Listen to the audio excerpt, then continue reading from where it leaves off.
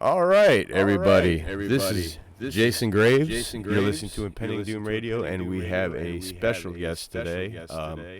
One that I have been a fan of for years, back since fucking Turn Loose the Swans and all that kind of shit.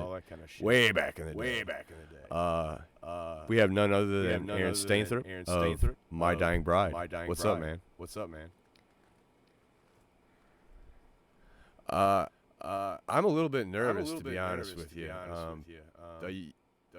I don't mean to be like one of those people that are like, oh my god, and be like such a fan bitch or whatever. But you guys have been a huge influence in my life and saved me from a lot of bad fucking things through your music. So,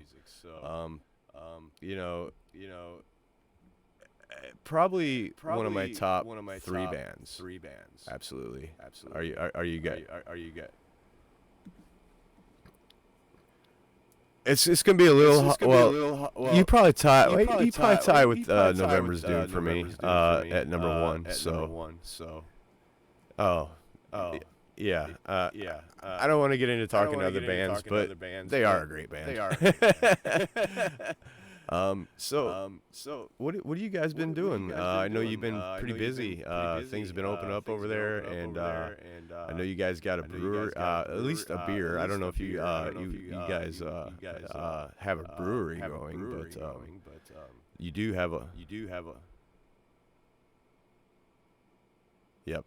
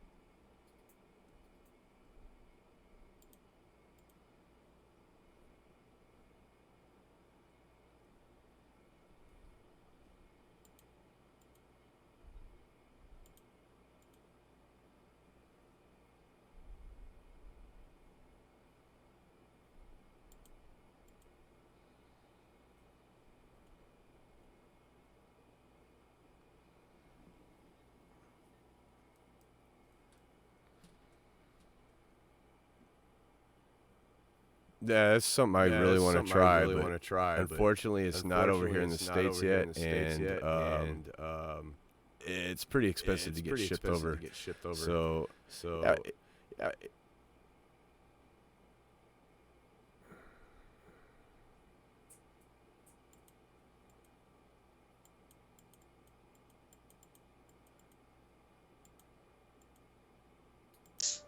so impractical to ship beer to a different country because, I mean, the case. Yeah, yeah.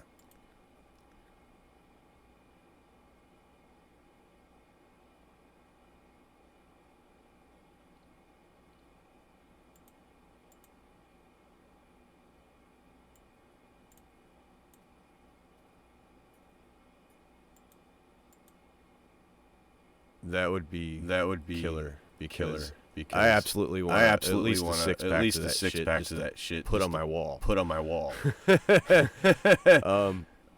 So what is the taste of the beer? Like what kind of taste does it have? Because I'm a huge dark lager guy. I like the darks, but then I like the lights like Heineken because I'm supposed to like that shit because I'm Dutch. So.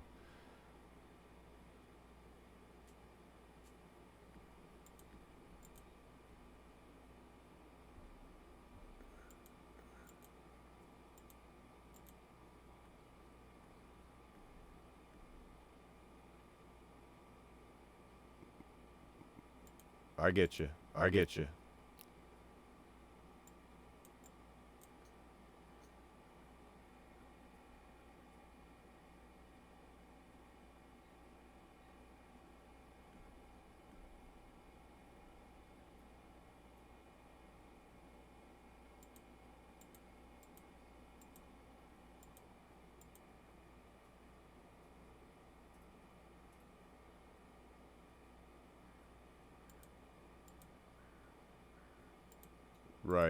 Right. Ingredients as well, and the whole process takes longer, which is, I guess, why a lot of microbreweries don't bother with lager. It's much more work and effort, and you need specialist gear to do it with. But thankfully, Darkland invested that money and time, and they learned how to do it, and the results stand for themselves. We've got Old Earth, which is called a Vienna lager. I'm not really sure why. But it's almost. So it's kind of a mid. It's kind of a mid between a dark and a light, right? Yeah, it's not one of these really bright, piss-looking fizzy things. It's almost like someone's got an ale. It's not one of someone's these bitch got a lager beers. and just gently blended them together. So it almost straddles both worlds, and I kind of like that because My Dying Bride kind of straddled doom and death, and we somehow got the ingredients for the music right. And with the beer, we've somehow taken an ale and we've somehow taken a lager. We've mixed them a little bit together and come up with this kind of fusion thing. It really tickles my taste buds. Man, you're making my mouth water right now. Yeah. Thinking about that shit. Thing is, I wouldn't push it as much if we'd just gone and said, look, just give us any old rubbish, stick our label on it. Obviously, I'd give it one or two promotional pushes, and then that would be it. But because I like it and I got involved in the whole manufacturing process, I feel like it's a product that we really have helped deliver. And so I'm pushing it here, I'm pushing it there, and when it gets into pubs, I'll find out from the brewery, okay, which pub is it in? And they'll tell me, and I'll go along to that pub, and I'll walk in and say, pint of Old Earth, landlord, please.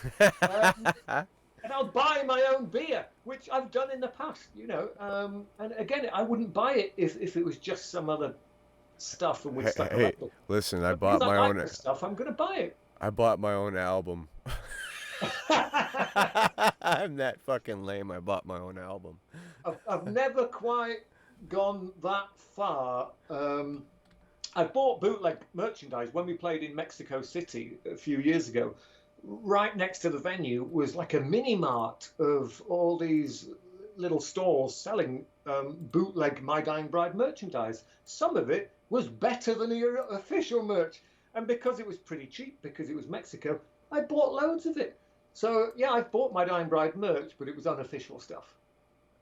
That's pretty cool, though. I mean, isn't it just, I don't know. I think what do they call it? Imitation is the sincerest form of flattery. Yeah.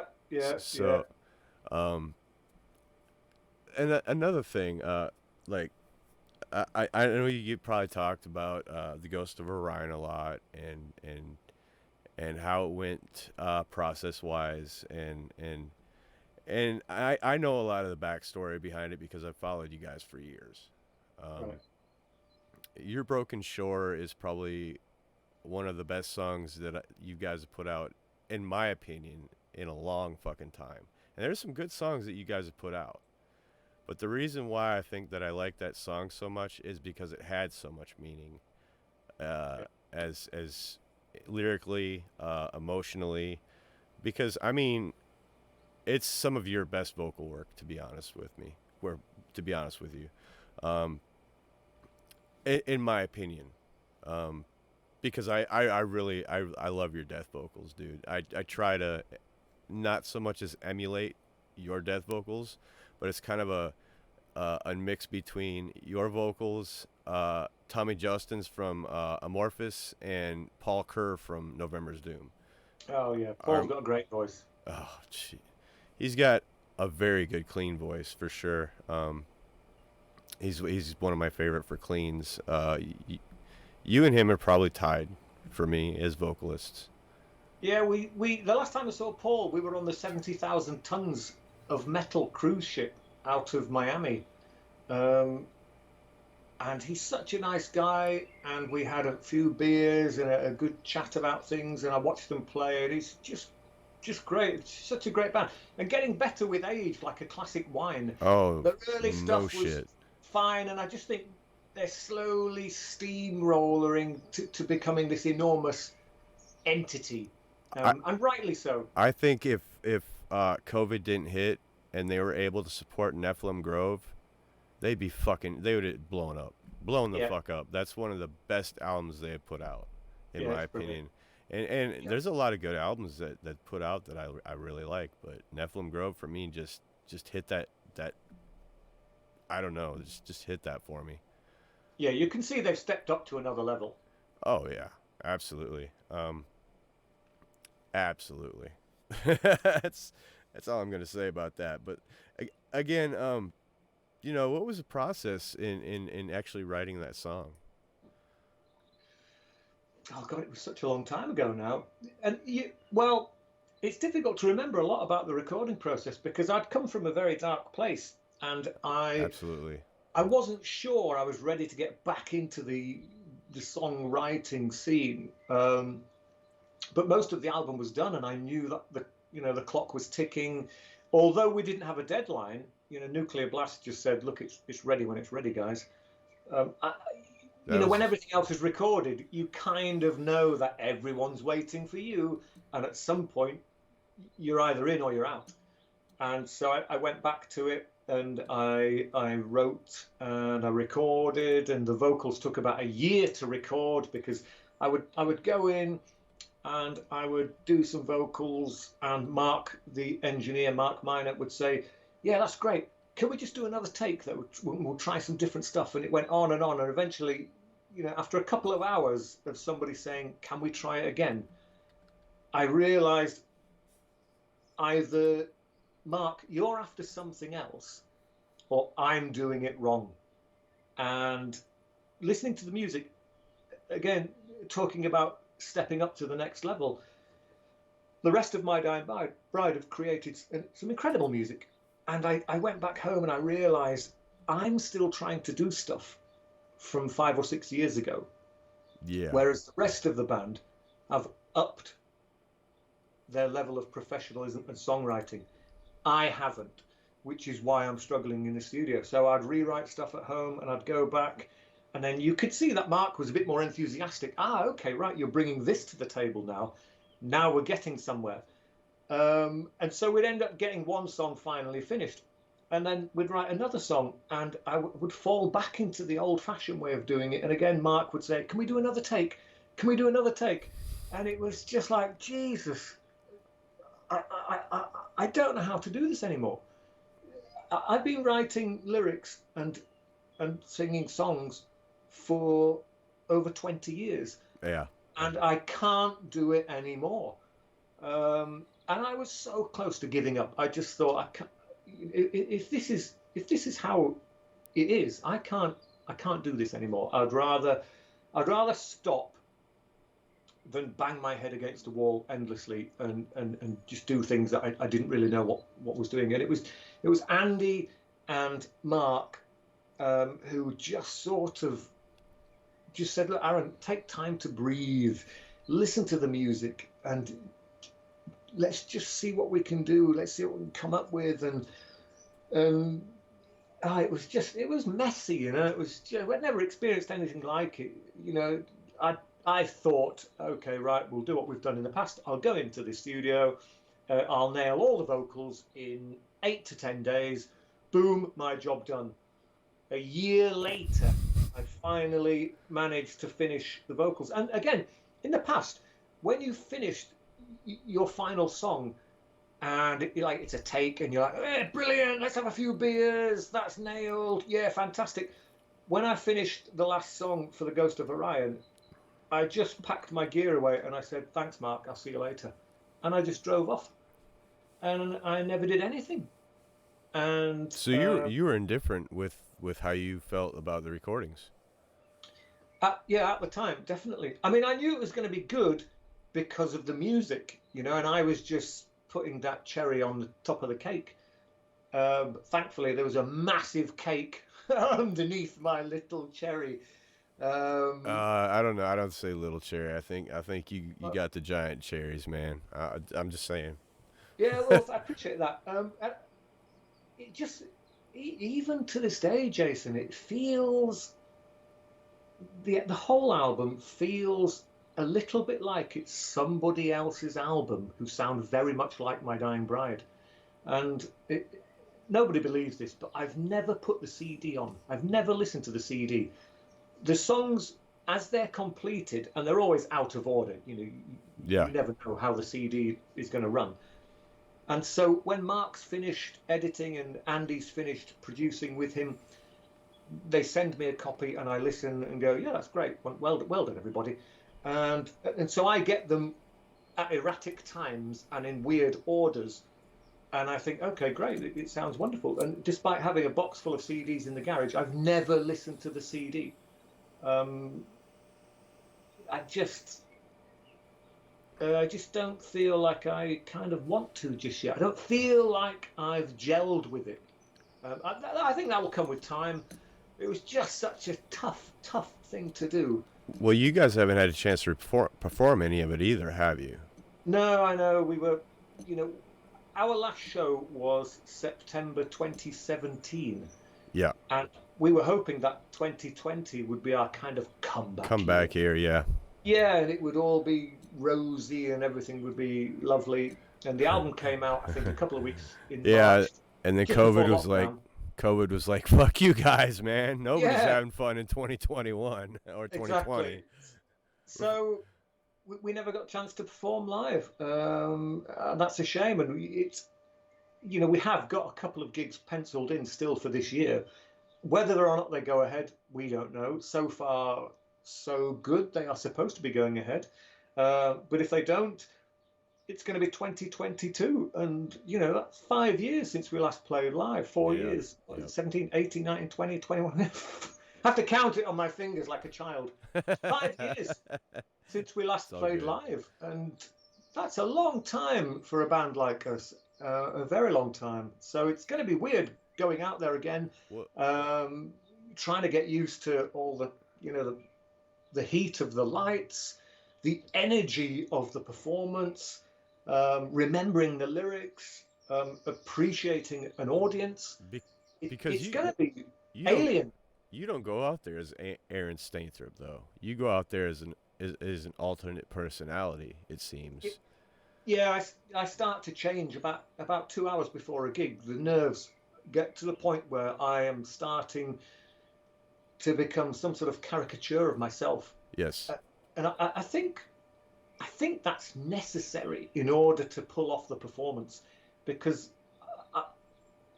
I sometimes, you know, I wish I loved playing live and was totally relaxed about it. You know, I could walk on stage in my jeans and my t-shirt with a can of beer saying, all right, everybody, let's rock, and enjoy it and smile and interact with the audience. And, you know, it's, all the girls say, yeah, all the boys say, whoa, all that shit. force my reckless body onto the stage, and I nervously get through song after song without trying to make too much eye contact with anybody. I say almost nothing except thank you, or when I'm introducing a song. I don't tell jokes. I just don't. I don't know. I don't know who's there. I don't know I'm there. You sound like me on stage, man. Like I don't even wear my glasses. I have to put tape so I don't fall off the fucking stage. That's fluorescent. Yeah. I also don't want to see the crowd, and I also am very nervous. I'm probably going to be the one outside of a gig puking for 2 hours before it starts. Yeah. That's just me. That's the way I've always been, and I get where you're coming from, man. I absolutely get where you're coming from. It's not that I don't enjoy playing live, because I do. I enjoy it in my own way. Like it's a torture for me or something. I don't know what the fuck it is. I don't know if I'm sadistic or what the hell, but I like putting myself through hell when it comes to playing live, and it is hell for me. And I get where you're coming from. I absolutely get where you're coming from. Yeah, it's tough. I mean, a couple of other band members, they love it. They love that adrenaline rush. For me, maybe I've got too much adrenaline. Maybe there's a chemical, there's a chemical answer here. I've got too much adrenaline, and that's what turns me into a different person. Don't change, man, because even though you don't think in your mind that maybe your performances aren't that great, dude, they're fucking legendary. Let me tell you that much. Well, I don't watch any of them back. Again, I can't watch live stuff from My Dying Bride. I've got a great friend of mine called Was White, and he's always sending me little video clips of live shows from back in the early 90s. It's all grainy and the sound quality's terrible. And I watch them for about 10 seconds. And then I just, I don't mind seeing the other band members, back in there. But as soon as the camera pans onto me, I just think, do you know what? That's enough for me. I'll just turn up. Yeah, it's just one of those things. I've never seen a My Dying Bride DVD. And Why would I? And Ottawa was pretty good.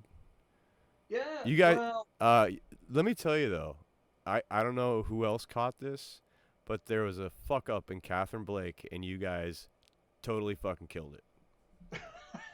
there was a miscue between you and Dan. That's all I gotta say. But dude, you guys pulled it off, and I was in awe of. Dude, that's the only way I'll probably ever get to watch y'all live is on our DVD, because I know you get asked this all the time. You ever going to come to the States?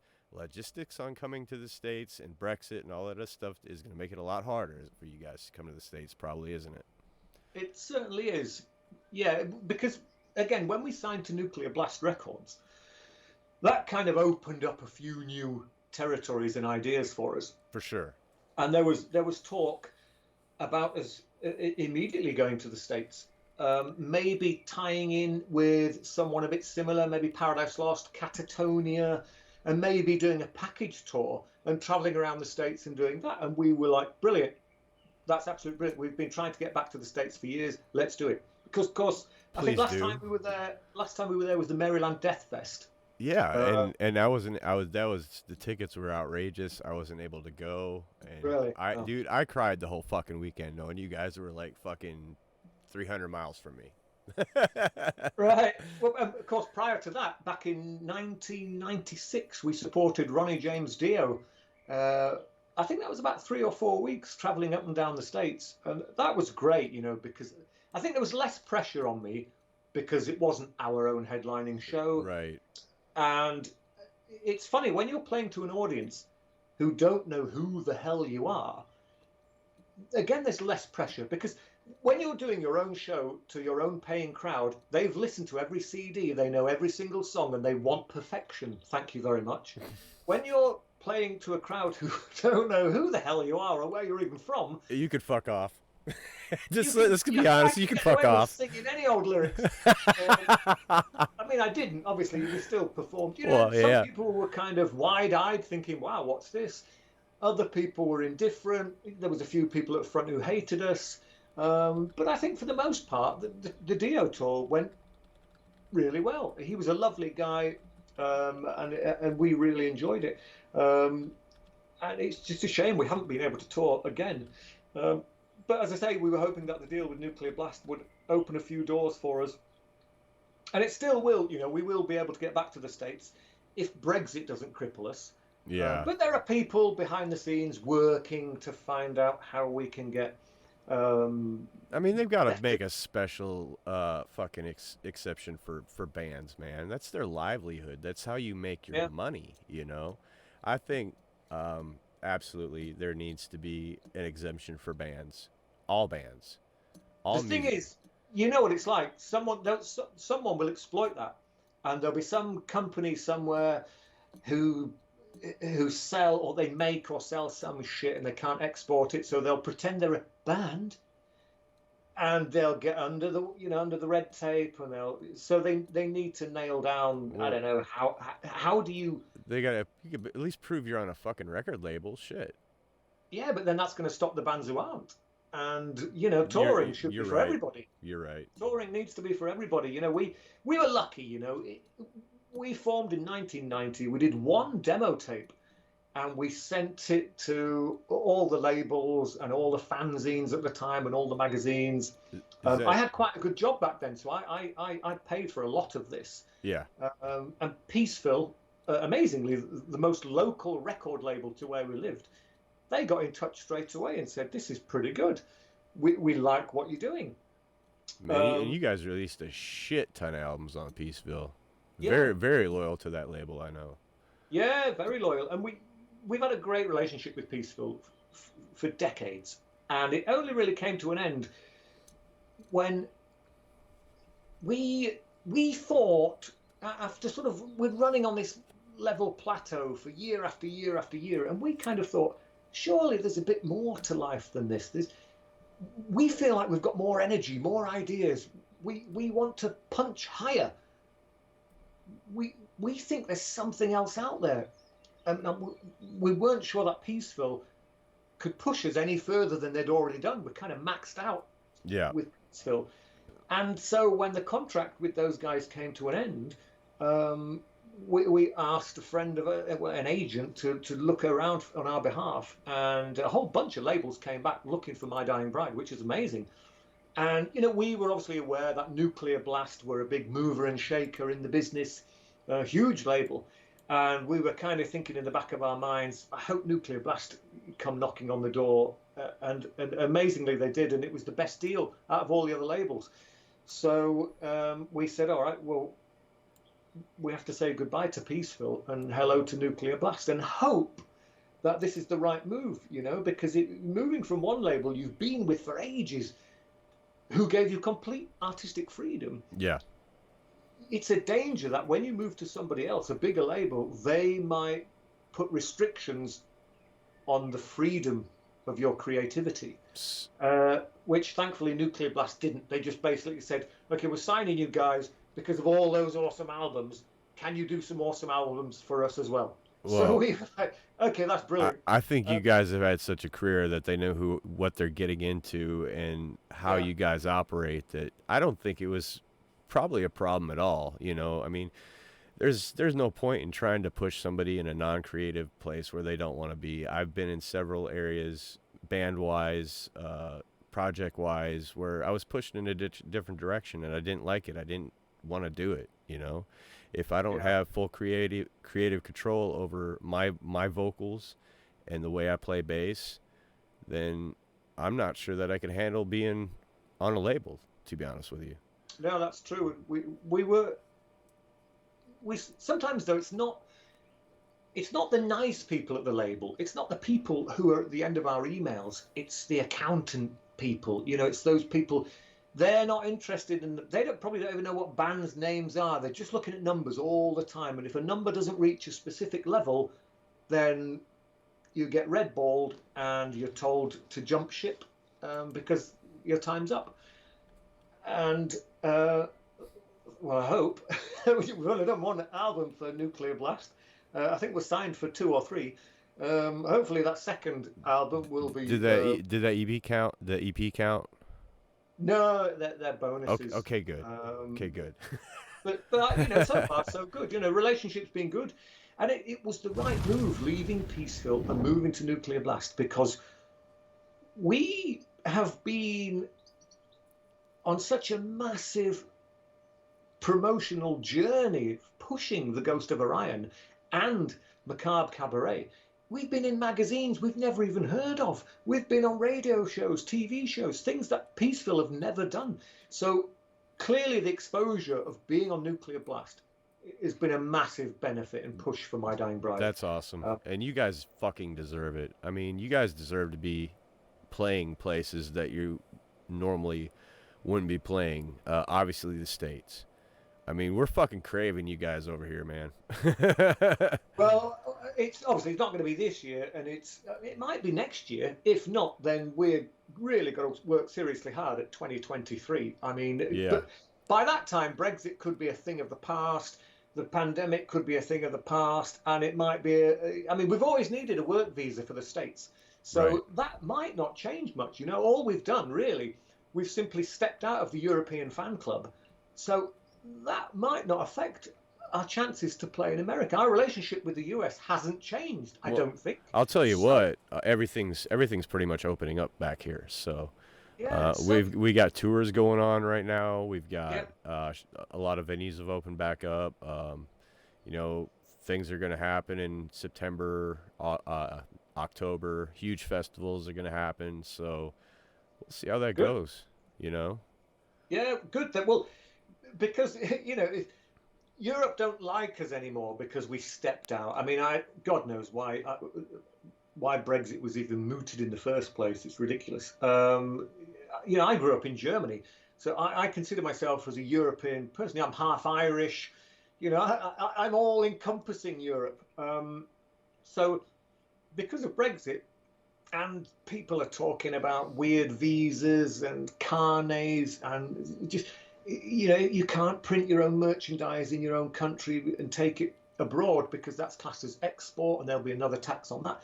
If that worsens, we might have to find other places than Europe to play, and the US is a very obvious choice.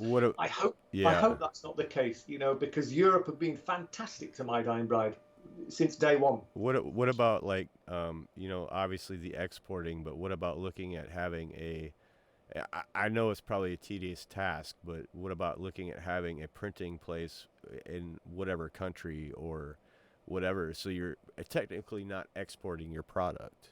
Oh yeah, that's a definite. That will happen.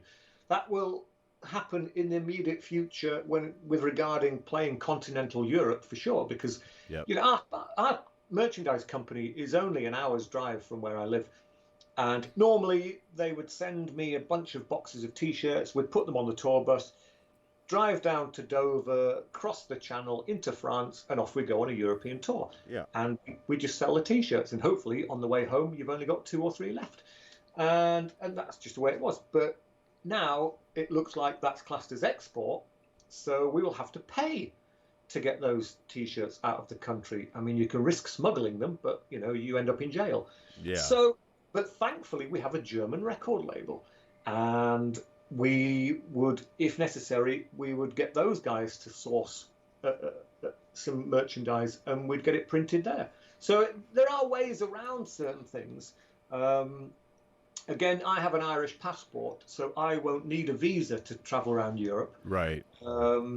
Our tour manager is Italian, so she won't need a visa.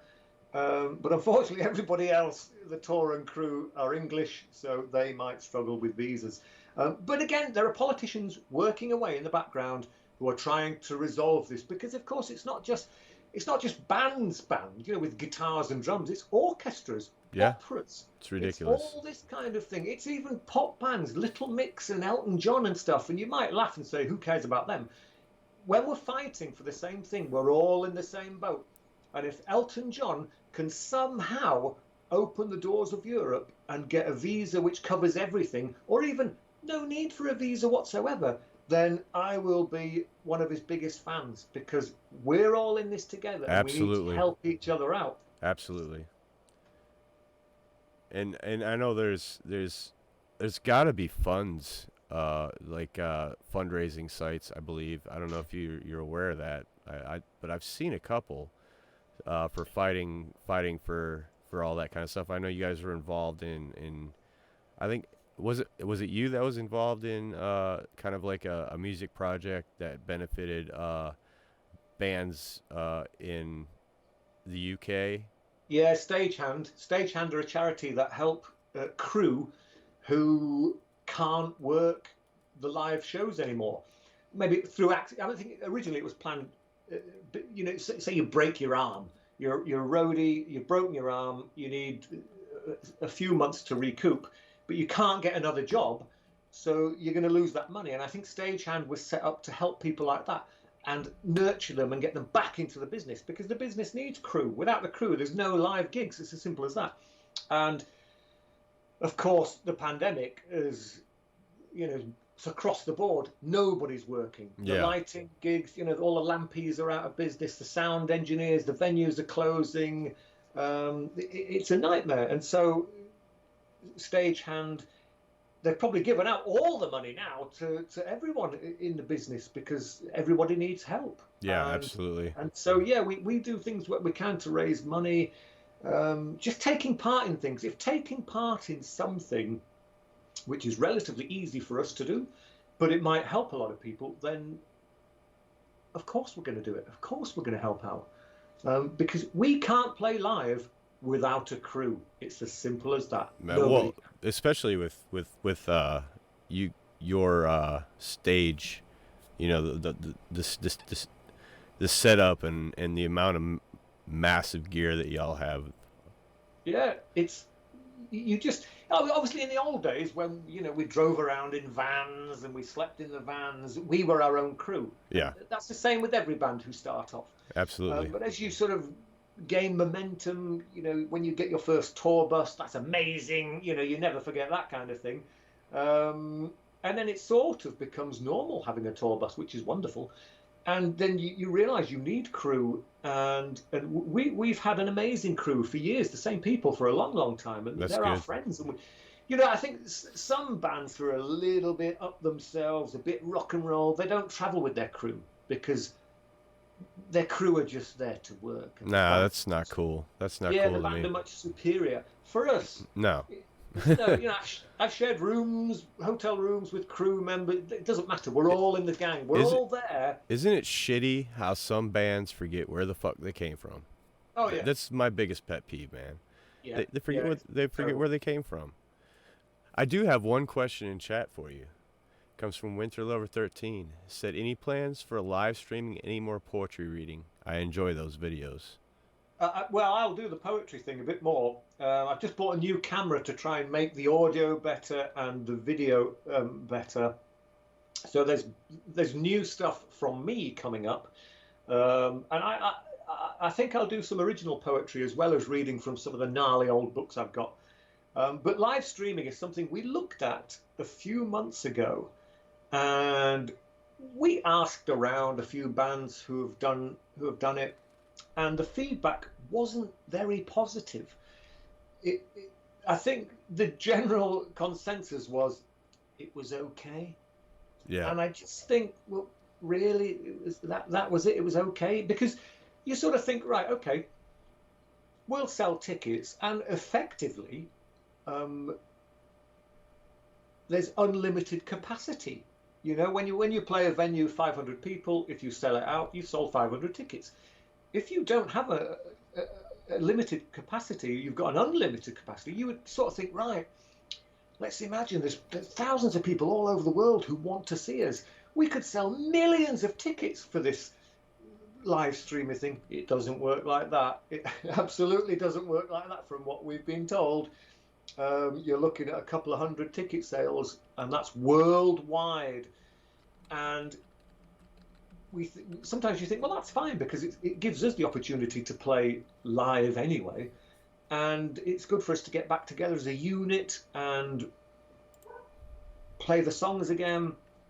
And it doesn't matter if 10 people buy tickets. It's a chance to keep the band's name alive. But we looked at a couple of venues, and the amount of equipment involved it was just prohibitively expensive. Because you think, okay, it's going to cost X amount of money to put this on,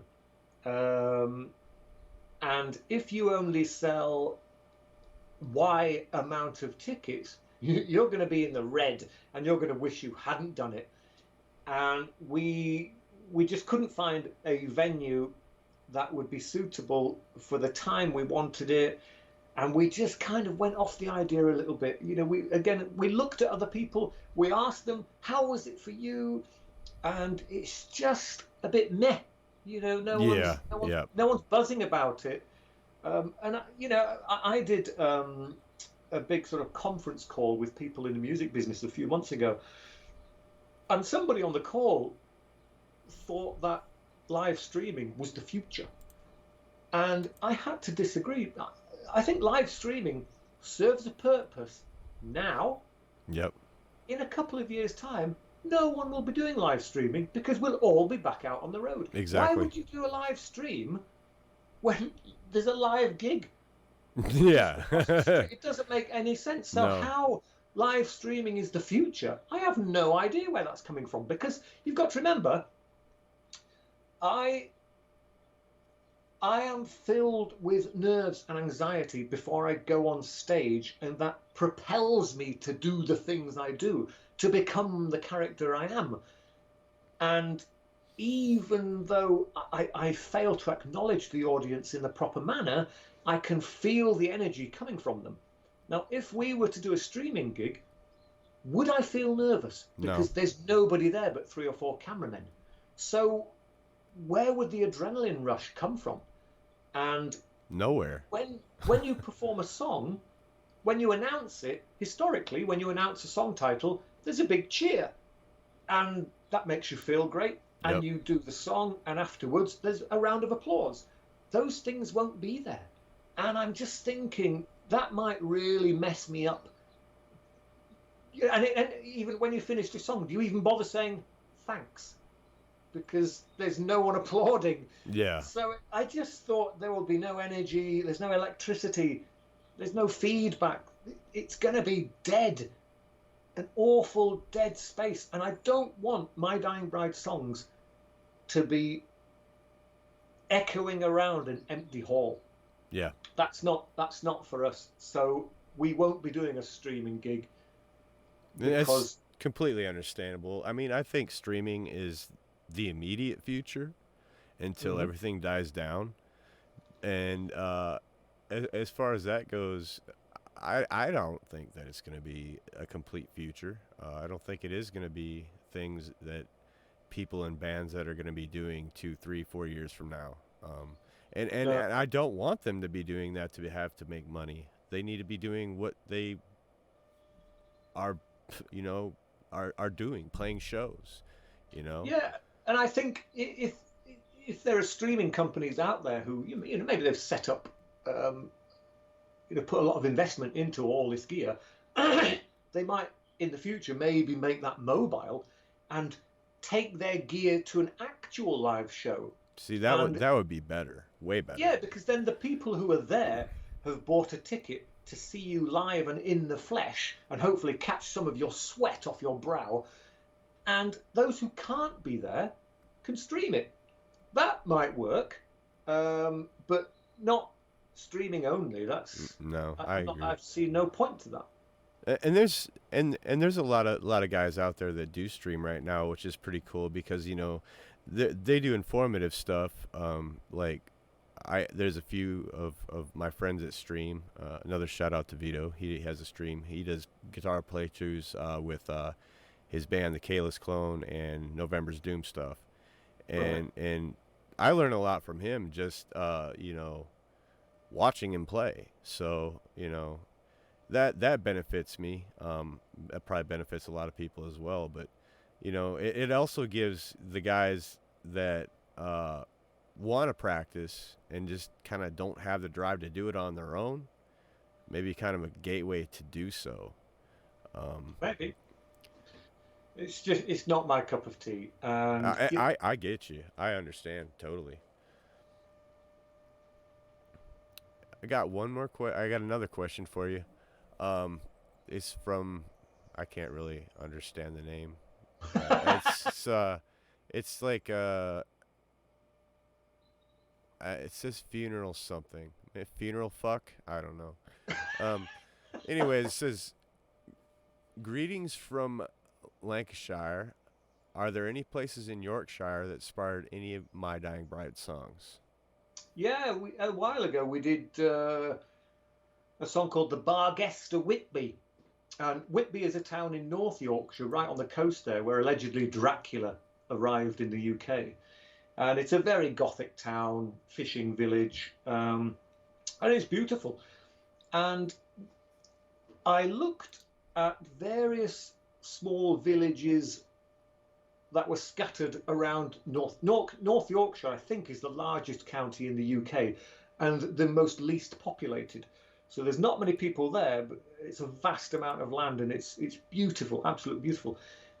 But when you look at some of these weirdly named villages and some of the folklore, quite a lot of them spoke about a large black hound that would take sheep in the middle of the night and would terrorize children, and it would howl at the moon and all this kind of stuff.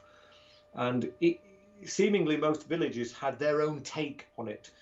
And I thought that was quite an interesting thing. So the old-fashioned word for sort of large wild dog is a barghest. And so I thought, okay, Whitby's kind of related to the whole Gothic Dracula thing. So let's create this big black dog that moves across the land, seeking revenge for the murder of its owner, its master.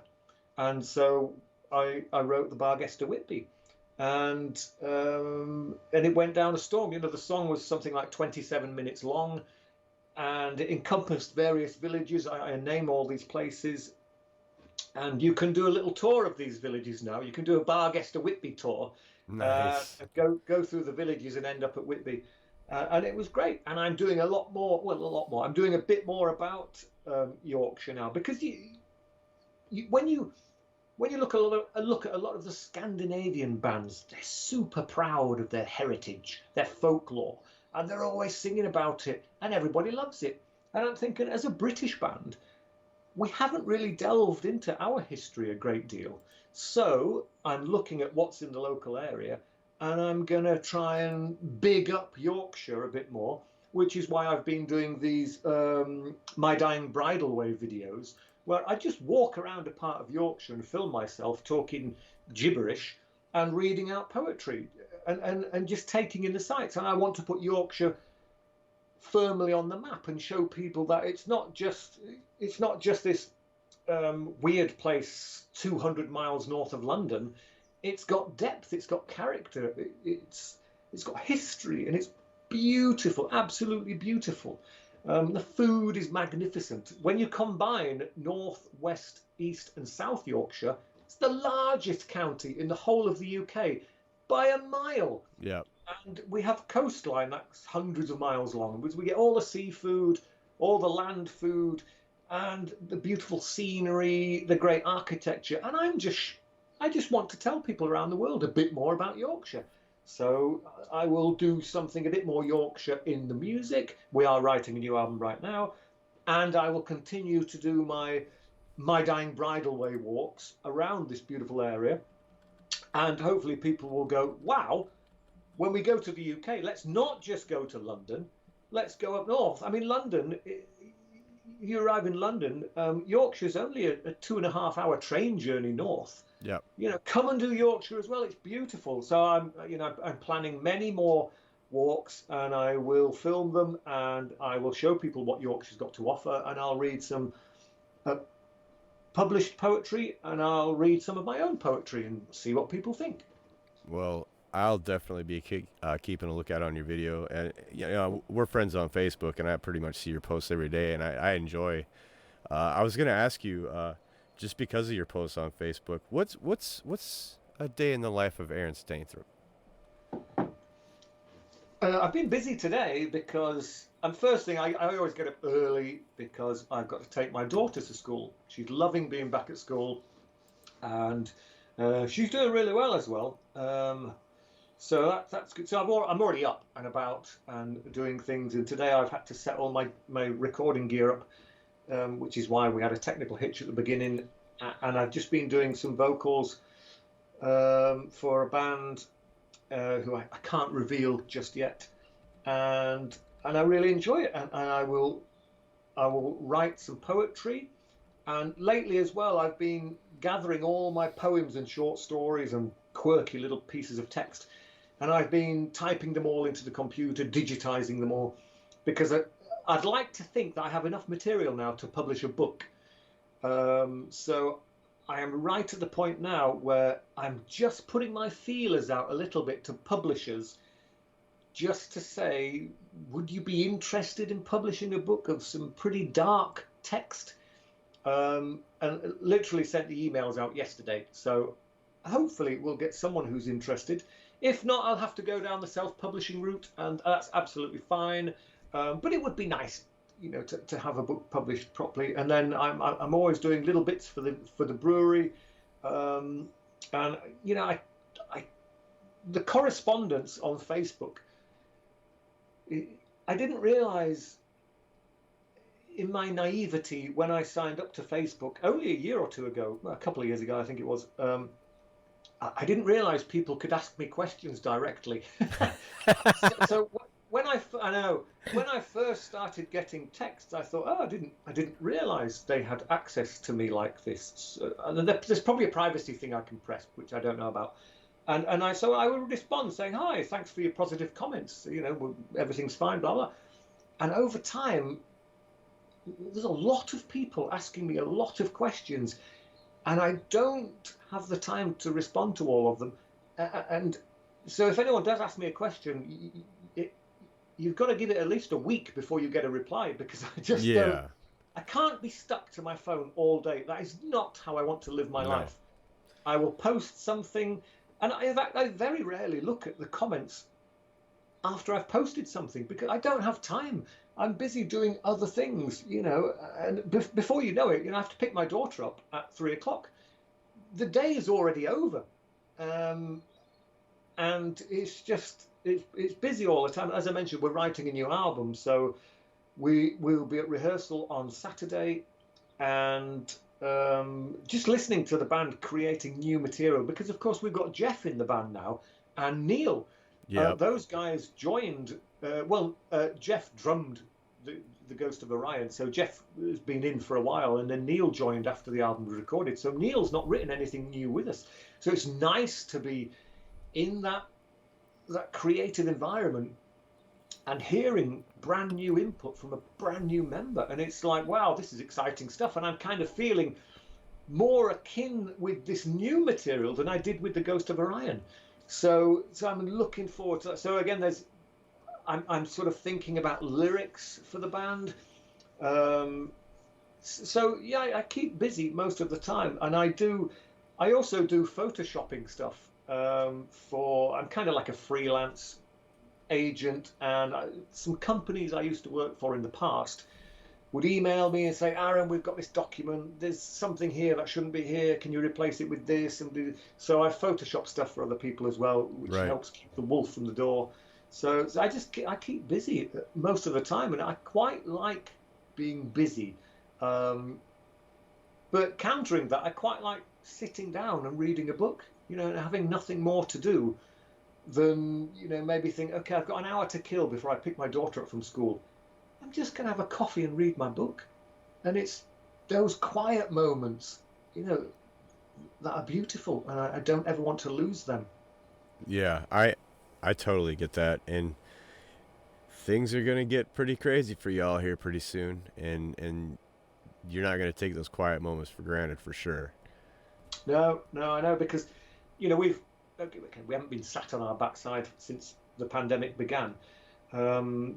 We've all kept busy. But yeah, I imagine that 2022 is going to be really busy. Especially if we're writing a new album now. I'm just trying to think, time-wise, really, we need to nail it before the end of this year. so that it can be released while we're touring the Ghost of Orion. And then when we finish touring the Ghost of Orion at the end of 2022, Go right into that one. We'll be 2023. We'll be touring the new album.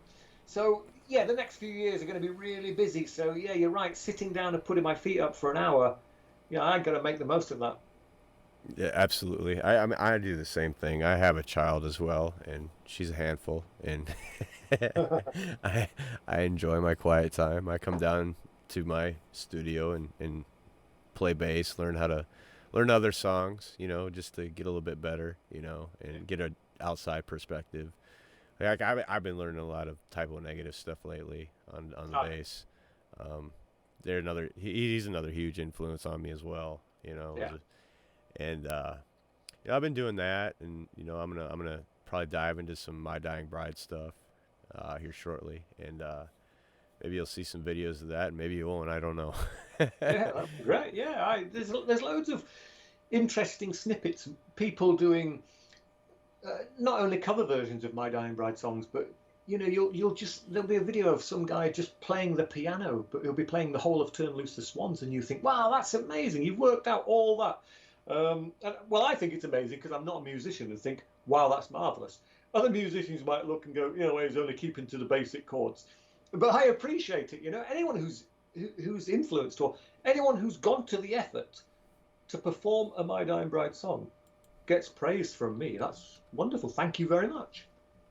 That's cool. I feel that you're one of the artists.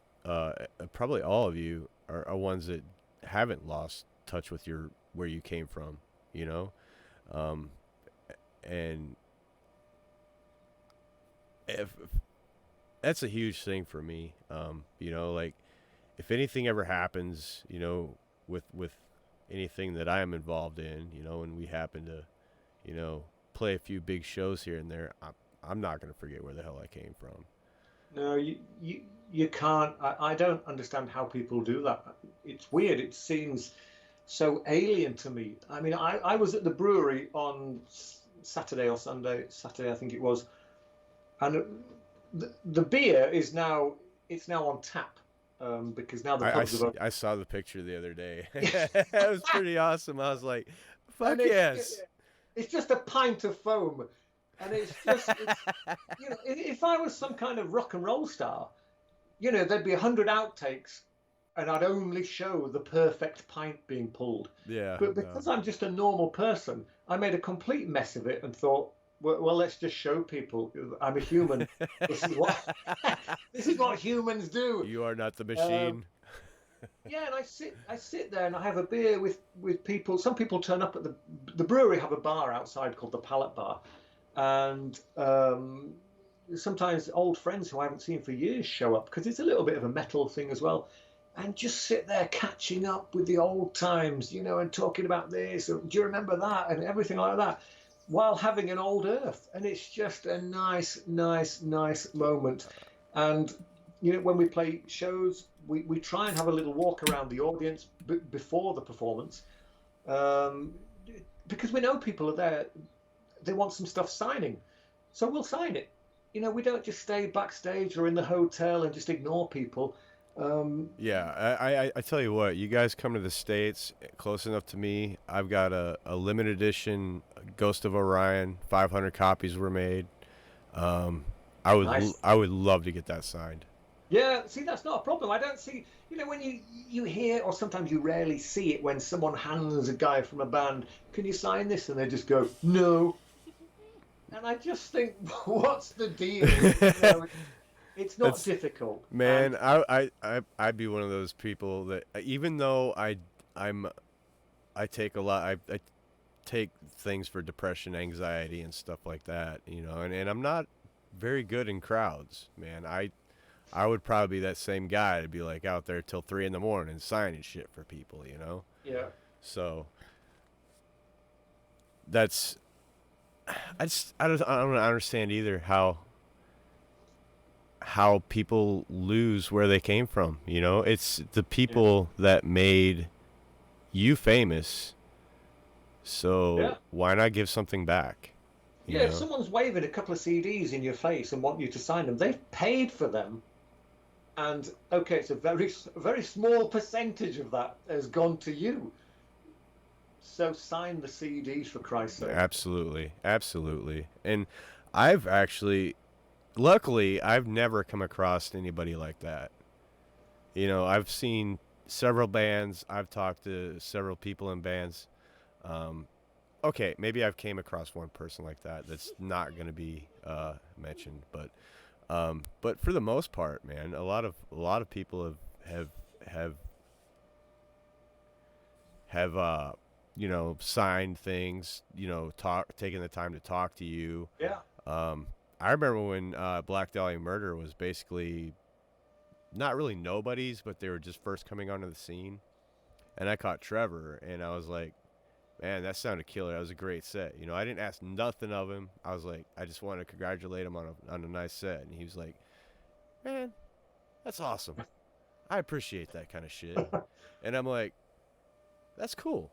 That's pretty cool, because I'm not the type to just throw something in somebody's face and be like, sign it, or just shove my presence in front of somebody. I'm like, hey, what's up? Hey, you want to talk for a minute, have a drink, do whatever, and it's always the way I've been, and people are usually pretty receptive. I've never really had some asshole, but I've never really talked to huge bands either. So We've been lucky, when I'm going to be name dropping here like an idiot. When we toured with Iron Maiden back in '95, it was coming to the end of the tour, and they're such lovely guys. The crew are amazing, and they were one of the few bands, I don't know if they still do it, who produce a tour program. Do you remember tour programs? yes, yes. Yeah, you could buy a tour program. It was, I think it may have even been the final night. And the tour manager at the time, I think it was Dickie Bell, he came into our dressing room and said, guys, come into the boys' dressing room. We've got some stuff for you. And we're like, oh, hello. So we went into Iron Maiden's dressing room, and they had all this merchandise for us. And it was just like, what? This is insane. I've heard from several bands that touring with Iron Maiden has been just like fucking ridiculously great. Yeah, it was amazing. And the programs, sign my program, please, and they all signed it, and they all had smiles on their faces. And in fact, after that tour, during that tour, I can't remember what heads the guitar players use, or pen or foot pen, whatever. Anyway, it's clearly I'm not very technical, but they gave them to Andy, and Andy came home with some of I think it's Dave Murray's hardware. Oh, I bet he was geeking the fuck out. Oh God, totally! It was just like Dave Murray's given me this stuff. No, I would totally geek out, man. I see where he's coming from. Like one of my big bass influences is Steve DiGiorgio. I mean, there's others like Lena is fucking killer too. She's a bass influence of mine as well. But if any one of them gave me any kind of gear, I'd be like, holy fuck, I'm using this. I don't care how it makes my shit sound. But I also cherish the things that are given to me by bands. Yeah. Oh yeah. And again, I don't mean to name drop, but November's Doom has been fucking killer to me. They have been above and beyond. They've sent me signed shit. I mean, Vito sent me picks like that I use with my bass. That's all I use. And it's things, the little things, man, little things that I cherish. And it's we toured with Ronnie James Dio, as I mentioned previously, and he had some printed paper card things exactly for signatures, and I said, Ronnie, come on, put your name on there. And I posted it on Facebook a few months ago, and it just says, to Aaron, you cunt, Ronnie James Dio. And I just thought, that's fine. I'm happy with that. I would be as well. Yeah, it was brilliant. And then I looked and I thought, that's quite fabulous. Can you just do another one I can show my mum and dad? So I got two of them, and Ronnie was great, and it was amazing. We were asked to play with Metallica in Athens in Greece. And it's this huge outdoor arena place, and we sat backstage, and the boys arrived in their limousines, and it's like, holy shit, that's Metallica right there, and they're just chilling out, and James, can I have your autograph? Yeah, man, and and they all signed everything, and James came into our dressing room and had a beer with us, and it's just like, I want that can. When he's finished with that can, I want that can, and it was just. They're a massive band, and you sometimes think, are they going to be rock star arseholes? I must have came across James Hetfield on a bad day, because he was kind of a dick. Okay, well, I came across him on a good day. You must have. Well, there we go. It's the luck of the draw. Yeah, well, maybe I just went about it wrong, or he had a really bad day, because I know he got hit in the face with a fucking beer bottle that night. So, oh yeah, that might have been something that put him over the edge. And yeah, definitely. I got hit. We were supporting Iron Maiden. We were in Italy, I think it was, in Rome, and we were playing in like a basketball arena. It was very high-sided, thousands of people, really high up, and quite close. And we'd only been on stage about 30 seconds, and I felt quite a severe pain right at the top of my head. Of course, someone had thrown a coin at me, and it must have come from way up high to hit me right on the top of my head. And it was bleeding straight away, and we went through the whole of the first song with this blood pouring down my face. And I could tell it was blood, because there was no way I was sweating that early. And of course, I put my hand in it, and I was like, oh, fuck. Oh, shit. But just ploughed on through the whole song. I just thought, I'm not stopping for this twat. I'm just going to carry on. That's doom as fuck, though. Yeah, to make things worse, I'm just going to smear it all over my face. Yeah, make the best of it, right? Fuck it. Yeah, and it was fine. We just, after the first song, I went off. There was already a medical team there. They just mopped it up, stuck a stitch in it. We only had like a technical break for about 3 minutes, and then I came back on. And it rained money and shit and bottles and crap all over the place. We just carried on. We just thought, we won't be intimidated by you guys. I know you're all here to see the main band. Yeah, but what an asshole for throwing a fucking bottle at you. What an asshole. So anyway, it's horrible when it happens. But, it shouldn't happen. No, it shouldn't at all. When I was a kid and we went to see the bigger bands, you didn't give a shit about the support band. But I didn't throw anything at the support band. Even if I didn't like them, I'd just stand at the bar talking with my friends. Some people actively will go out of their way and just throw any shit they want at the support band, and that's absolutely not on. Yeah, that's not cool at all. I always stick around for support bands for sure. Like when we get back into it, we're gonna be a support band, obviously. I mean, we're gonna be open mic night, motherfuckers. So, just please don't throw a beer at me. It'd be great. Yeah. Let me see here. There's another question here. Actually, there's a comment. I don't know if you know this guy. You probably do. Said, howdy, love the chat tonight, or lovely chat tonight. Stop waffling on radio. When we are sorting out me guiding you around the old Lord of the Rings ancient wood and a pint or few. It says Was White. Yeah, Was is a great guy. He's like an extra My Dying Bride member, like a silent member, and he's helped us out with merchandise. He's helped us out on so many occasions from way back when as well. He just recently got married. I didn't get an invite, so that's a chip on my shoulder. I'll never let you know. Oh, Was, that's fucked up, dude. What the hell? You better give me a reason as to why. Him hopefully soon, and because I haven't seen him for a while, obviously because of COVID. He's been a great friend for many years, and it's just going to be great to see him face to face. And absolutely. the Lord of the Rings wood thing was because near where he lives is this most wonderful ancient forest where most of the trees seemingly grow horizontally. And they're covered in moss, and it looks so gnarly and twisty. When he sent me the photograph, I thought it was a still from a movie. Welcome And I to the said, Shire. yeah, yeah, exactly. And I said, where is this? And he said, oh, it's just near my home. We'll go one day. So I know you're listening. Take me to that forest. That's not a euphemism, by the way. Oh, fuck me. All right.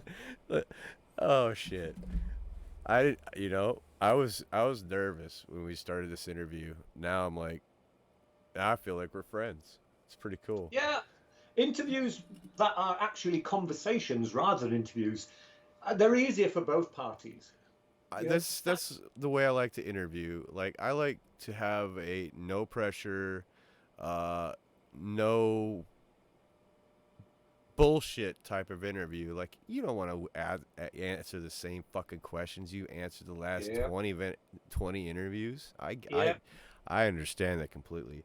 So I try to, go out of the box, off the fucking road, four-wheeling somewhere the fuck else, It's nice. So you talked a lot about your influences. Unfortunately, we're not going to be able to play them live on the radio, but once I upload the video, I'm going to, upload the playlist with that. And let's talk about some of your influences. I know that you have a wide range of influences, and let's just talk about those for a minute. Yeah, in the early days, it was, well, I say it was metal. It wasn't just metal. I was, before My Dying Bride formed, I was actually in the Depeche Mode fan club because I recognized quality dark music when I heard it. But then I liked Celtic Frost, and prior to them, Hellhammer, and when Candlemass came along, they were awesome. But then I liked the more aggressive stuff as well. When Slayer came along, it was like, wow, this is incredible. And so I liked all kinds of stuff, and you were exposed to all that music at this wonderful nightclub in Bradford called the Frog and Toad. And loads of people went. Paradise Lost went there before they were called Paradise Lost. Loads of bands went there and then became bands from there. Yeah. And we heard tons of stuff. It was amazing. It's the only place in the whole world where I've heard Bathory played at full blast, and everyone's fucking moshing like nutters. And it was. Dude, I'm jealous. Yeah, it was liberating. It was just incredible. We had a great mosh pit going at that club, and it was just like you're in the middle of some furious battle. But when someone goes down, you drag them back to their feet, and you carry on. And there's elbows everywhere, and there's, you've got your nose bust, and there's a finger in your eye, and it was brilliant. It's absolutely brilliant. I tell you what, that's a good thing about the metal community. Everybody protects everybody. You get knocked down, you get picked up. I've been to shows in other genres of music where you get knocked down, and you get stomped the fuck in the face, and that's not cool. No, it's bullshit. So when you listen to that kind of music, it's gonna, if you're thinking about forming a band, of course it's going to inspire you, and you're gonna take influences from here and there, a little bit from that band and a little bit from that genre, and you create your own thing, which it's like neither genre. You've managed to take two ingredients and create something new, and I think that's a good thing. And over the years, I've never just been 100% metalhead. I've loved different stuff from different genres my whole life. I mean, I went to see Adam and the Ants when I was a kid back in Germany. I go back. Me and music go back a long, long way. I saw David Bowie on the Serious Moonlight tour. Again, way back, early '80s, I think that was. Oh wow, David Bowie, man. Yeah, another influence of mine. Yeah, and so music's been part of me forever. And same here. I grew up, I didn't grow up in the greatest of, situations. I was, I'm not gonna get into it, but it was a bad situation that I grew up in. But music was my lifeline. I remember listening, I got a compilation album that had Judas Priest and, Painkiller was on that one. Yeah. Some old Metallica. Just Dio, just the old school metal stuff, Iron Maiden, and I was fucking hooked, man. Yeah. And then shortly after I found you guys before that, because it was Real Player. It was on Real Player, and I think the only album that they had of yours was like Gods of the Sun. Oh, okay, yeah. And I listened to that thing probably, I'd say a good 4,000 times. Yeah. Wow, that's a lot of times. Yes. That, like I said, you guys got me through some bullshit, and that's why I've always been a loyal fan. I've always been loyal to your music. Some of it, is a little different, and some of it wasn't in a direction that. I'm trying to word this carefully. I don't want to offend you. No, it's fine. It takes a lot to offend me. But some of it, a lot of people didn't like 34.788. Yeah, a exactly. lot of people bitched about it, but honestly, it was one of my favorites because you guys stepped out of your comfort zone. And I remember in The Hork, the Cook, the Mother, you do a spoken dialogue. Yeah. In it. And I listened to it, I don't know how many fucking times to understand what you were saying. And the only thing I could ever get out of it was, I like cats. Yeah, two cats, I think it was, wasn't it? Yes. It was funny because we wanted that, that kind of that interview in Blade Runner, that test that Deckard has to perform on replicants to see if they are replicants. Yeah. And I wanted something like that. And because of the whole, there's a sort of Oriental theme to a lot of the visuals of Blade Runner, and I wanted to capture some of that. So we went to the Chinese takeaway nearest to where the recording studio was, and I did a little interview with the girl behind the counter, and I was asking the questions in English, and she had a microphone, and I said, answer them in Chinese. And I can't remember what the answers were. It's probably in the internet somewhere. And we just incorporated it into the album, and I think it worked really well. It was brilliant. Yeah, just another one of those crazy ideas. Let's go to the Chinese takeaway and record some more. It gave me the first insight into, wow, this he's actually a normal fucking person. I'm not saying that to be in a bad way. Like you're getting an insight into who Aaron Stainthorpe is on that interview, which was pretty cool. A lot of my favorite songs came off that one. Heroin Chick. It was pretty. Even though it was a lot different, it was pretty catchy and it was pretty good. And I love the hook on it, and I love the chorus on it, and all that kind of shit. Yeah. And then, and my wife just posted in chat. I've been with her 21 years, and the first letter I ever wrote her were the lyrics to "Under Your Wings and Into Your Arms." Oh wow, that's beautiful. Yeah, and the part.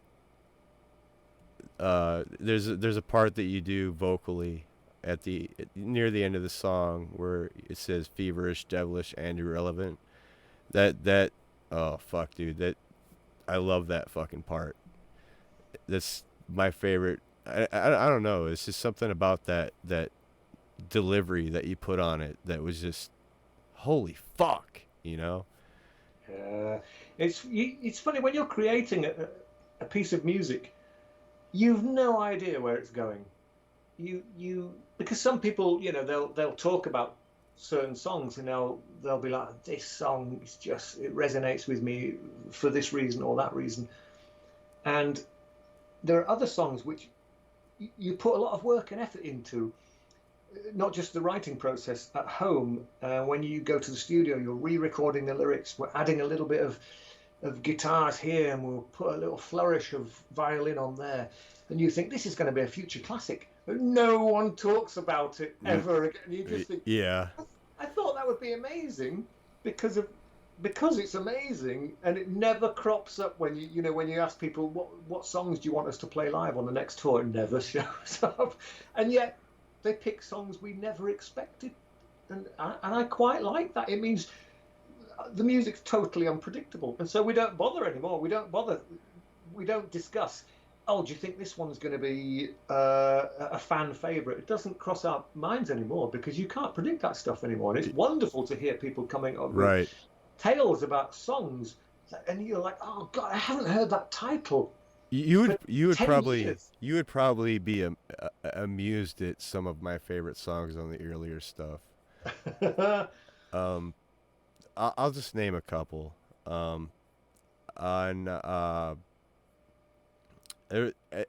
would say probably every song on The Angel of the Dark River, every song on Like Gods of the Sun. Like I said, Like Gods of the Sun got me through a lot of shit. Yeah. I was a really huge fan of songs like the Black Lotus. Blue Lotus. Blue Lotus. I'm sorry, I fucked up. See, there we go. I fucked up. Let me see here. Catherine Blake was another huge fucking song that I liked. Delight at the End of the World basically was one of the best albums in the middle age of My Dying Bride, I think, for me. And I really like the new one. I really like that one. I loved A Map of All Your Failures. My favorite song on that one was give me 1 second. I don't want to fuck up the title like I just did the last one. Oh shit. You could say anything because I can't remember either.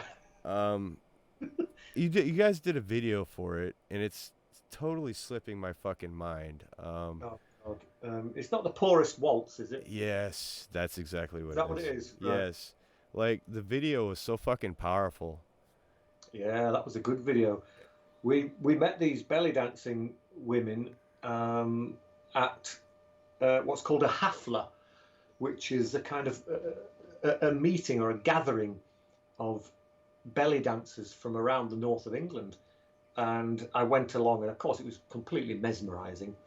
And I thought, there's something here that might work as a visual for My Dying Bride.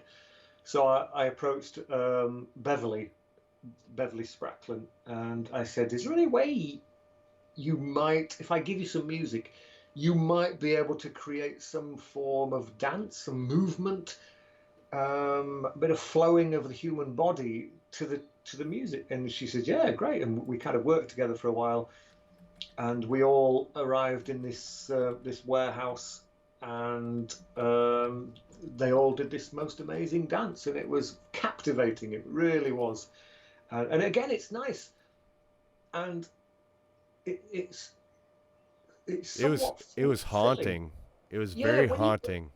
When you see somebody creating something that's been inspired by My Dying Bride, it makes your hair stand on end. You just think, this is all right. We were paying them, so they fucking nailed it. Let me tell you that. Yeah, it was great. It was great. And again, it's a shame the pandemic's closed down these gatherings, but I have heard on the songbirds that maybe haflas will start again, and they're great, because you just sit there with a big glass of red wine and relax, and you're entertained by 15 groups of belly dancers. Yeah, I mean, it's what's not to like. Agreed, sir. All right, and I was gonna talk about a line of Deathless Kings because that's another one of my favorite albums. Right. I don't know. You probably have gotten this question a lot, and it's probably gonna go into the boring interview stage, but what was the influence, writing wise, for that period? I don't know if you remember. I don't know if there's anything that stood out from it, but like songs like "Deeper Down" and even just the whole album itself. Like I can listen to that album from front to back with no problem and not skip a song at all. Well, thank you. I appreciate that. And I don't know what was going through our minds back I then. knew I was gonna get that answer.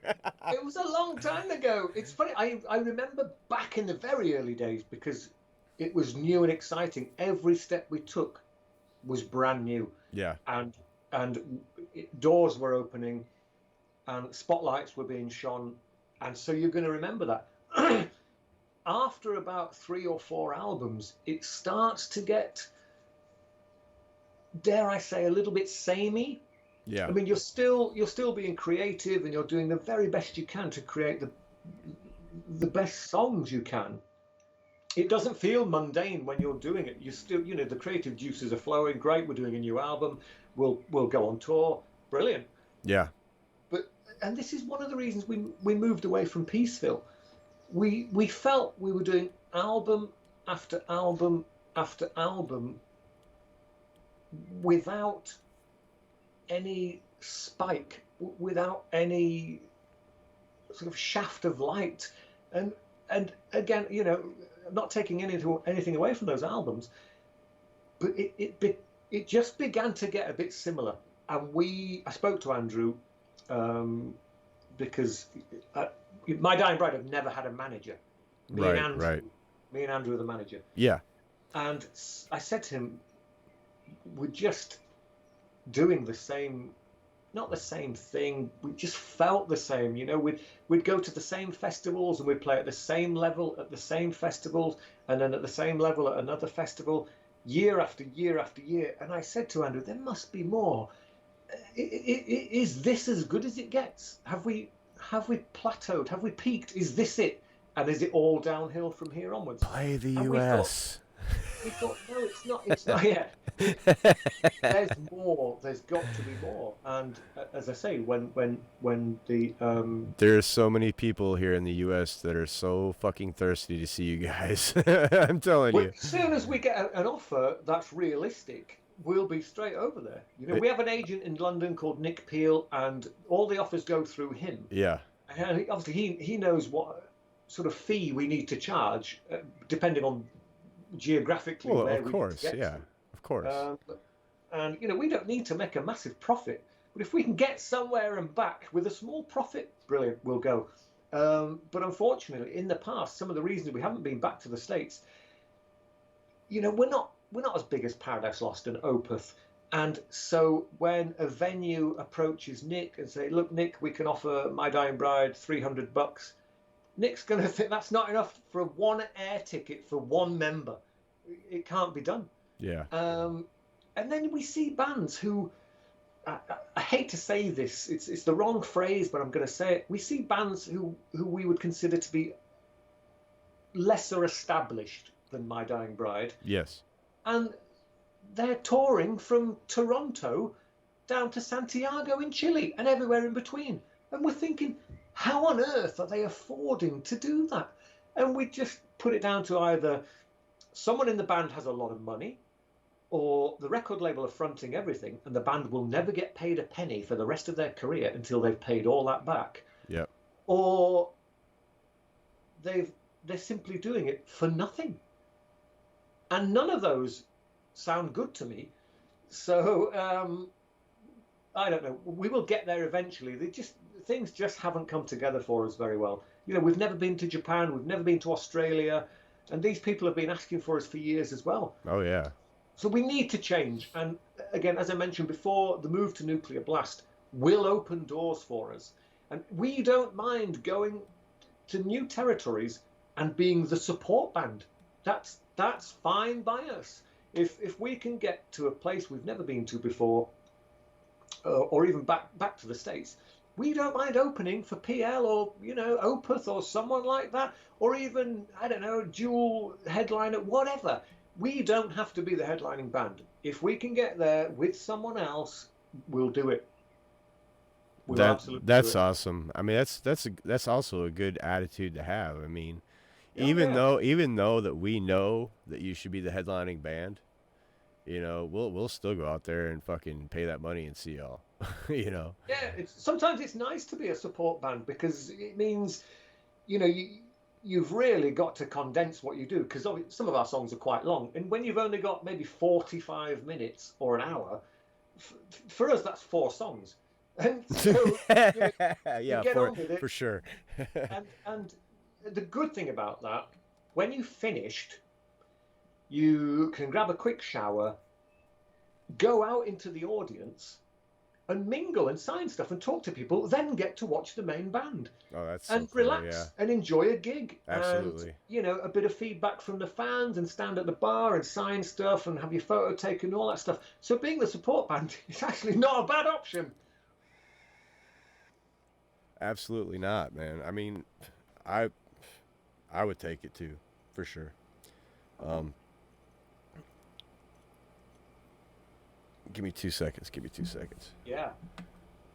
Um, so now here's a point where I didn't run out of fucking things to say. um, oh shit. All right, so there, one thing I wanted to know was like, you know, do vocal coaching? Do you take vocal coaching? How do you keep those pipes in No, I've never done vocal coaching, and I think some people will probably be very aware of that. Um, no, I just think if you've got something to say, you should be able to say it in a natural way, or yeah, as natural a way as possible, or, or do it death metal styling, and that's awesome because when we formed My Dying Bride, obviously Andrew was a guitar player, Rick was a drummer, Calvin was a guitar player. I couldn't play a thing, so I was going to be the vocalist. right. And because um, we were very aware of the death metal thing, I thought, okay, I don't need to be pitch perfect because I'm going to be screaming my nuts off. And of course, I'd never done death metal vocals before. But why would I? So at the first rehearsal for the band, I was really nervous, having never even picked up a microphone before. So when the guys started to perform, I just was going, and it was great. It was just a wonderful way of sort of venting frustration and anger, and Oh, absolutely. you almost feel like steam coming out of your ears, and it was great. And it was only I tentatively used clean vocals, and as I got more confident, and I wanted people to hear the lyrics that I'd spent such a long time writing, Right. because when you're doing a death metal vocal, obviously that people can't understand every word. And I was feeling like some of the songs that I'd really spent a long time, a lot of hard work doing, people weren't appreciating them because they couldn't hear the words. And so I wanted to introduce clean vocals for that purpose as well. And also for when the music runs into a much more emotional area, it makes perfect sense to have a clear vocal in a more sensitive part. So I kind of developed that, and I know I'm not great, and I never call myself a singer. I call myself a vocalist because to be a singer can get all the notes. I can't get all the notes. Dude, I love your vocal style though. Your clean vocal style. It's a great low baritone monotone fucking just it's I love it. That's all I got to say. I appreciate that, Jason. But it's also to some extent it's a tool that I've got to work with, and as the years go by, you hope that you will improve. Yeah. Same with other musicians. A guitar player hopes that over time he's going to learn a few more things and get better and better and better, more fluid. And that's the same with me. Yeah. I try and stretch for certain notes, and I can't get them. But I think, well, I'll try again next year when we do the next album. I'll try for something different. On the Ghost of Orion. I did lots of layering, and I've double-tracked vocals loads of times in the past, but I think we double-tracked everything for Ghost of Orion just because I wanted to try something different. And I will probably try something different on the next album. Don't know what it is yet. But I think if you've got something to say, it doesn't matter if you're pitch perfect. It helps, but it doesn't matter. And I sometimes look at people like maybe Bob Dylan, Mick Jagger. Now, they are sensational frontmen, sensational vocalists. Yeah. But you wouldn't call Bob Dylan the greatest singer in the world. Do you know what I mean? He can't get all the notes. Leonard Cohen, when you hear some of the early Leonard Cohen, he's all over the place. But it doesn't matter because the delivery of his thoughts is the point, not the accuracy of the notes. And so you can forgive them a little bit for that. And I like to put myself in that same group of people. You know, I've got things to say and I'm saying them to the best of my ability. And you know what? If I'm not pitch perfect, I don't give a shit. You know, I never looked at it that way. Maybe I need to start looking at it that way. Like, I'm very critical of my clean vocals, which I've been experimenting with a little bit more. And yes, I do layer. Yeah. Because one part will cover up a fuck up, you know, one you know, little, you know, pitch that goes a little wrong, one part will cover that up. And so yeah, I mean, I'm experimenting it with it. It's not anything that I really did before, and it's something that I strive to do. Yeah. Because you know, I can carry a tune and pitch singing to other people's shit all day long. Yeah. But when it comes to doing my own delivery, my own melody, my own pitch, and just remembering all that shit going through my head, trying to get the vocals correct and doing them clean instead of where my comfort zone is you know, that kind of shit, you know. It's for some reason takes me a lot longer to get through that process, I guess, because I am so critical of that, and that's what makes me afraid of shit, because if I don't like them, who the fuck else is gonna like them, you know? Yeah. You know, that's I got to get over that hurdle. I think that's the biggest hurdle holding me back from trying anything like that too. So yeah, definitely. You've got to. You need to be able to please yourself at least, and if you enjoy what you're doing and you think you've delivered it in the way that the lyrics command it, then you've nailed it. Yeah, you've absolutely nailed it, and it doesn't matter what other people think. And it's funny because clean vocals are always a struggle for me. When we look at, you know, okay, we've got enough material for an album. Let's go into the studio. We'll do this song first, followed by this song. And I look at the vocal approach, and if it's a death metal vocal day, brilliant. Straight in, warm the voice up just a little bit, not much. And then with death metal, I'm lucky enough I can nail everything first take. And it's great, and I've got massive lung capacity. I know that because when I played football, when I was, I say younger, it was only a few years ago, we had this medical team who wanted to test us for whatever reason. And you blow into this tube, and there's a measure on it, and it measures your lung capacity. It's mainly for people who smoke, and I've never smoked. And I blew the thing off the scale.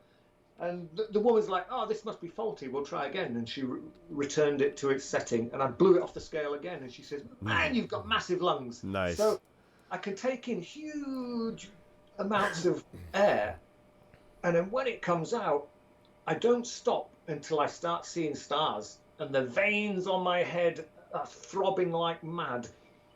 And when you give it that 100%, it sounds like it. You know, when people listen back to the CD later on, it comes across as immense.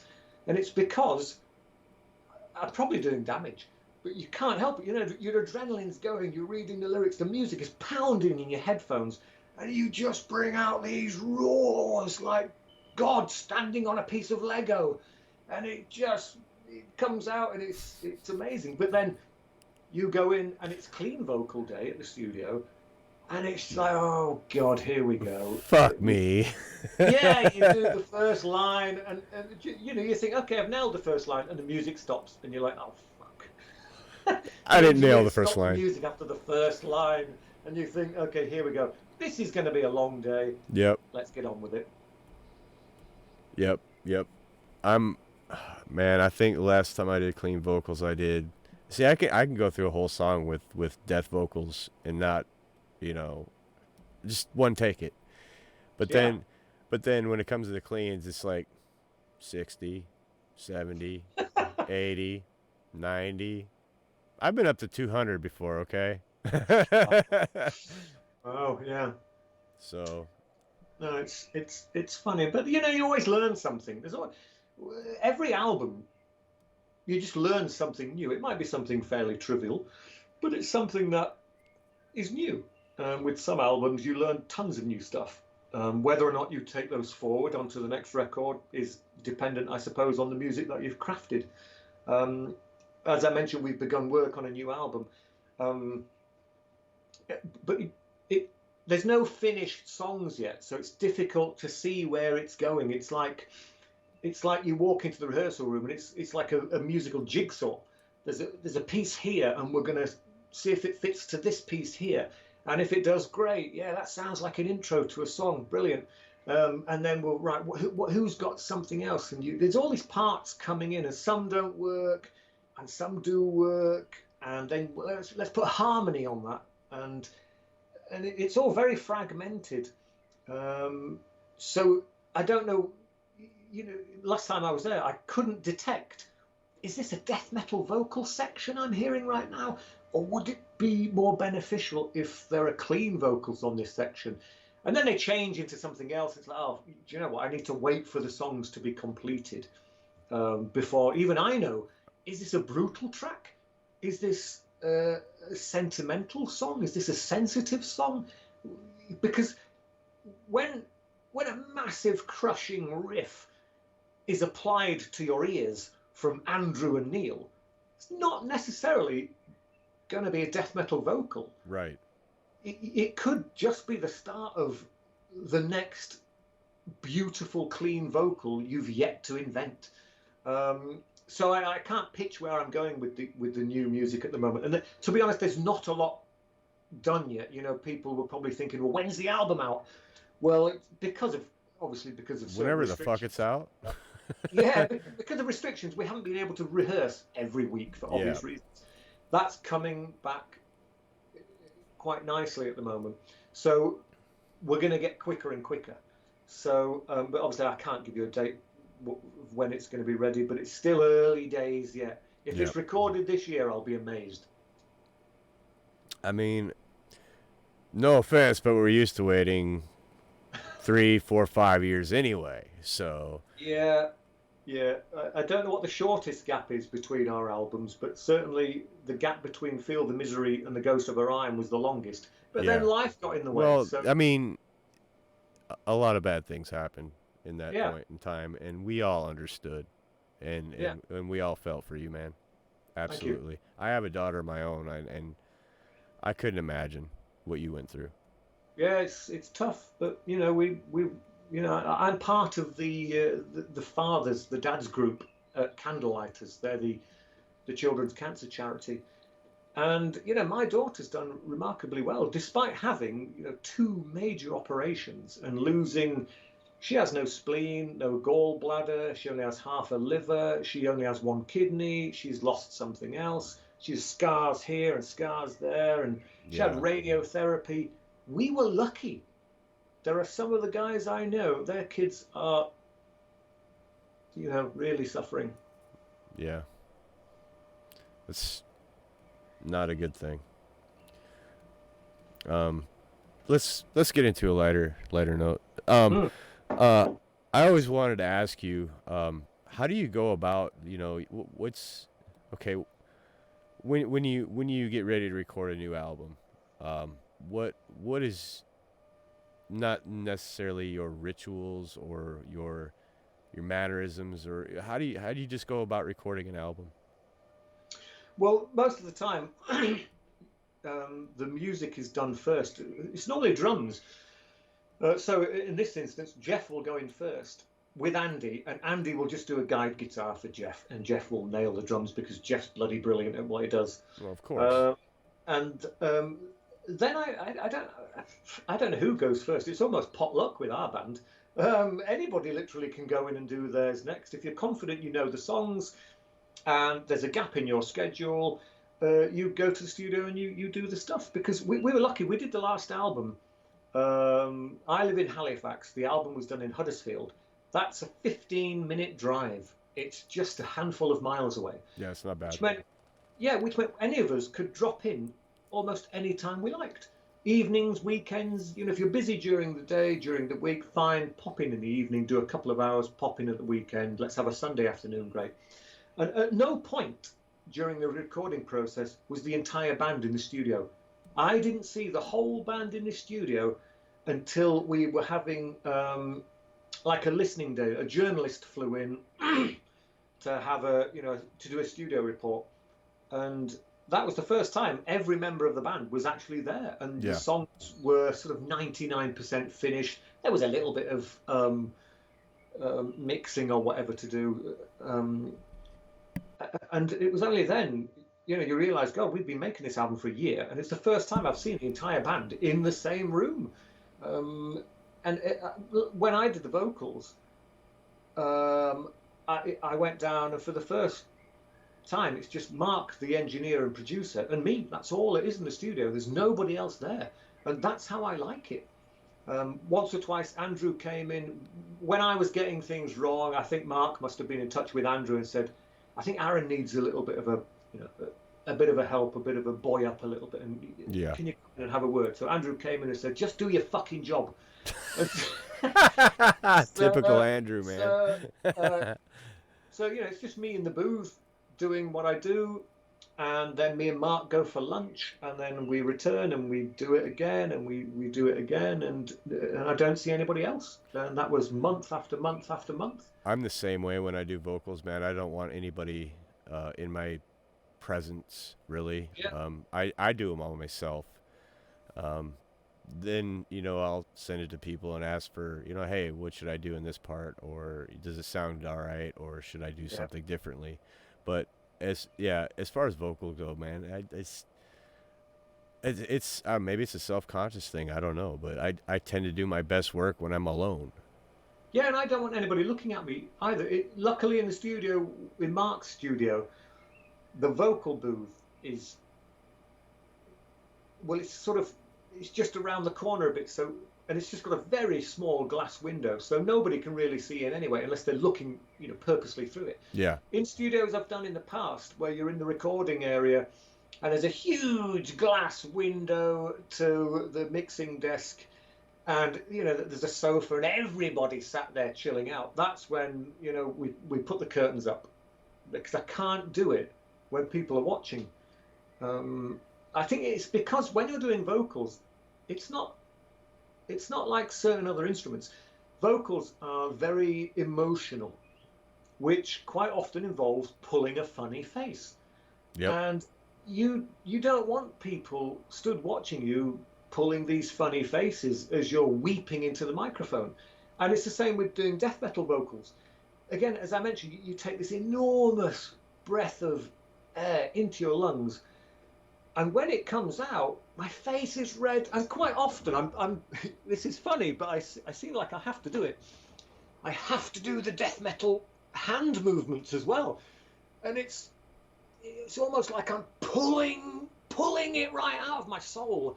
And I think people would just be laughing if they could see me doing that. But if I don't do that, if I've got my hands by my side, I can't seem to generate as much power. And if I've got them up here, and I do the same exact thing.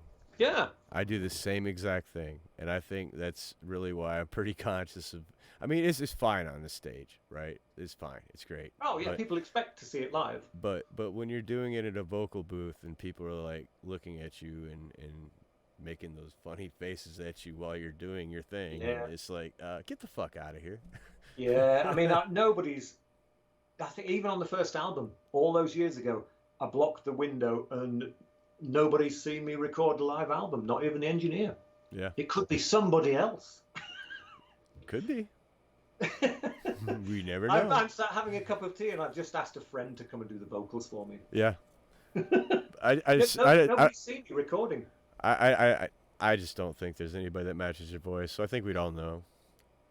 Well, I appreciate that. Thank you very much. It's not a problem at all. The last release, the EP, Macabre Cabaret. Yeah, Macabre Cabaret. I have that on an album too. I just go blank on fucking the shit when I'm talking to people that make me nervous. So, but that was what was that? Just it was what? 2 songs, 3 songs? It was 3, and then Mark, the studio engineer, he did something that I've never heard of before. When we did the whole Ghost of Orion recording session, and that included the Macabre Cabaret session as well, because Nuclear Blast said, if you can record about 11 pieces of music, we'll put 8 on the album and put 3 on an EP for release further down the line. So we said, great. We didn't know which was going where. We just recorded 11 songs. Yeah. And then we got the record label to pick, okay, we're all arguing about which songs go where. You decide. So the record label picked the songs. They said, they're the album, they're the EP. And then Mark, he had loads of outtakes and stuff that was just never used. And he said, Aaron, would it be okay for the EP if I gathered all these loose strays, these orphans of my dying bride's creativity, and perhaps put them into some coherent piece of music? And I said, yeah, that sounds like a great idea. So that 4th piece, which has a title I can't remember, for me it's wonderful to listen to, because there's stuff that's obviously not on the album, there's stuff that's similar to the album, and there's stuff that I thought was on the album, but obviously it's been lifted and put on this piece. So there are 3 main songs on Macabre Cabaret, plus this wonderful composition that is My Dying Bride, but was effectively created by Mark Minor. That's pretty awesome. I have the album, but I refuse to open it, so it's sealed and it's on my wall. So right. Okay. I'm gonna have to Spotify it or something. I listen to Macabre, the Macabre Cabaret song all the fucking time. I love that song. I love the vocal melody on it for sure. Thank you very much. But I don't mind plugging my own merchandise. There is limited edition art prints of the cover for Macabre Cabaret, which are something like, what are they, 50 inches by 50 inches? No, that's too big. That's really big. No, they're not that big. They're probably a few inches bigger than the actual 12-inch vinyl. They're on this beautiful textured matte paper with gold foil printing. They look amazing. Oh, wow. If anybody wants one of them, they're at heavymetalonline.co.uk. I might have to make a purchase. Fuck My me. first plug of the night. I was also going to ask you, where do I get one of those nice armband, the sweatbands you got right there on your arm? Oh, yeah. On your wrist. Possibly the same place, heavymetalonline.co.uk. They may have sold out. We did these years ago. If there isn't any, email me and I'll make sure you get one. I have several. I would. That would be great, man. Because I would love to see. Because I incorporate influences in I guess not my appearance, but what I choose to take on stage. Right. So my bass will be a reflection of some of my bass influences. Yeah. My vocals are obviously a variety of vocal, well, whatever. mostly you and Paul, pretty much. Little Peter Steele added in there. Okay, lovely, yeah. But because I really like the lower kind of melodic, monotonish kind of vocals. Yeah, I'm a huge fan of them. And then there's other type of vocal types that I like as well, but it'd be a disaster if I tried to even attempt to hit them. But yeah. I like some of the old school, quite high stuff like early Halloween and Crimson Glory and Jeff Tate. That kind of. Yeah, there's no way in hell. No way. I don't have the physical capabilities to get that high, but I don't either. think sometimes those kind of vocals are wonderful. But I'm a huge fan of the older Queensryche, like Operation Mindcrime and stuff like that. Oh, that's a brilliant album. That is a brilliant fucking album. Yeah. And I have I wouldn't say I have very few influences, but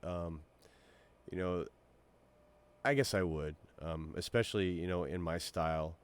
I'm a huge doom metal fan, and then you get into stuff like the early pioneers of At the Gates, Carcass, In Flames. They're my, I guess I would say, more mid-range vocal, because I do a high, a low, and a mid, basically. Yeah. That's my vocal range for death, and I pull from different influences. Like Chuck Schuldiner is a huge influence with the higher vocals that I use.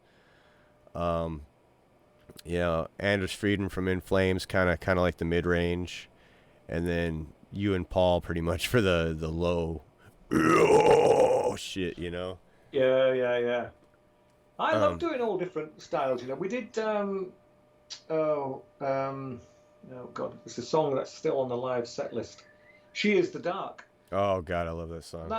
That gets to a point where I'm almost on the verge of black metal vocals, but it's great to do physically in the rehearsal rooms when we can feel it coming, and when that bit comes, just screaming as loud as I can, as high as I possibly can. It just makes me feel good. Again, it's venting any frustrations, anger, any torment you've bottled up inside, often without even knowing it.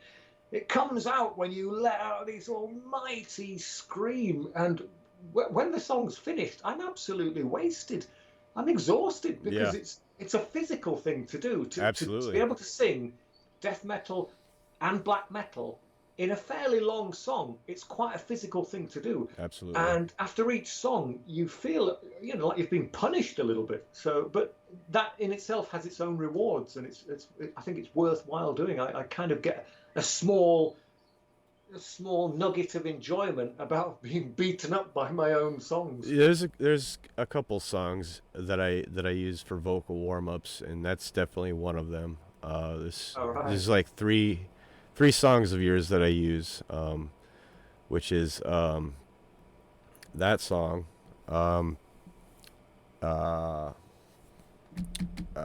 Your Broken Shore. Okay, right. And God, what is it? I always forget fucking names of songs. Don't ask me. There's too many for me to remember. It's one that says, "Come with me, my friend. Come and see the end." Oh, geez, even I'm forgetting now. Yeah. Is it Crown of Sympathy? No. Crown. It's. I don't even know my own songs. It's off of fucking Like Gods of the Sun. No, is it? Yeah, it is. Fuck. Let me pull up Spotify. I this is gonna kill me, and I'm being retarded, and this is not good. I'm not remember songs that it is from my supposed favorite band. So. Well, I'm singing it in my head, and even I can't remember the title.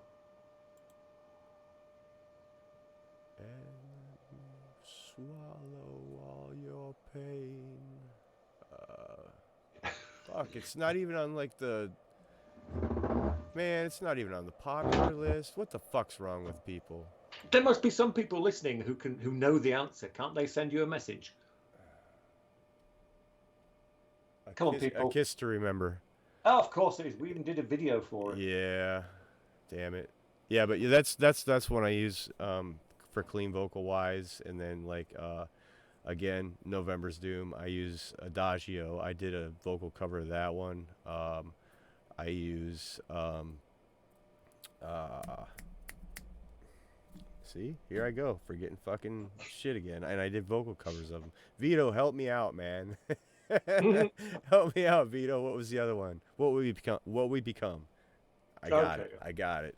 And then probably 6 sides by them, and then Typo Negative. I do a couple songs. Vocal wise, I'll use a couple songs, but actually more than a couple, because I'll use Day Tripper is one of my favorite by them. Okay. Yeah. If You Don't Kill Me, You're Gonna Have to or something like that. The acronym for that. Gimme That is another one. Pirate Ablaze. I don't know if you get into Typo Negative at all, but I did back in the day. We did a few gigs with them in Vienna, in Austria, funnily enough, and we had a few beers with the big man, and I thought he was great. Again, a lot of people had problems with him, but I thought, Pete treated me brilliantly, and I thought the guy was fine. I always heard he was a big sweetheart. I wasn't aware that people talk differently about him. But it'll be similar with your James Hetfield. If you're having a bad night, yeah, things aren't just going your way, and someone, they don't know they're pissing you off. It's just their attitude. It doesn't gel with your attitude. Right. It's the way it is. That's understandable for sure. Must have had a good night as well. Yeah. Or maybe people maybe people that you don't think are into your shit, your music, your vocal style, and all that. Maybe they're fans of yours as well. Yeah. Well, you never know who your fans are, because I remember when we were touring with Iron Maiden 1,000 years ago, some of their crew also crewed for Gary Newman, the electro sort of pioneer, and they'd mentioned that Gary Newman was a bit of a fan of My Dying Bride, and you're thinking, how is that possible? His music's 80s electro. How is he even aware of My Dying Bride? But that's the way it is, I think there's more people aware of My Dying Bride than one would think. Well, yeah, you just don't know, do you? I mean, we did, to be honest, as I mentioned, moving to Nuclear Blast, I think has done us the world of good. Our album charted all over the place. It was incredible. We almost made top 10 album in Germany, in the regular chart. That's awesome. So that, that's great. And then I saw something on Facebook where I'm going to get all my facts wrong here. Some guy from quite a big American band said that My Dying Bride were one of his top new bands, and I'm thinking, geez, we've been around 30 years. Yeah. Some people, even though they're in the same business, if you like, are only just waking up to My Dying Bride, and I think the move to Nuclear Blast has helped do that. That's awesome. I'm glad you guys moved over to a much wider range of label, because we have Nuclear Blast USA, which is probably distributing your stuff in the USA. Yeah. And they're probably in contact with obviously the parent, the parent side of the label in Germany. And I think it's going to be a really good thing. And it's kind of funny though, one of the top new favorite bands. I'm like, the fuck are you talking about? You go on Spotify and they got 30 goddamn albums.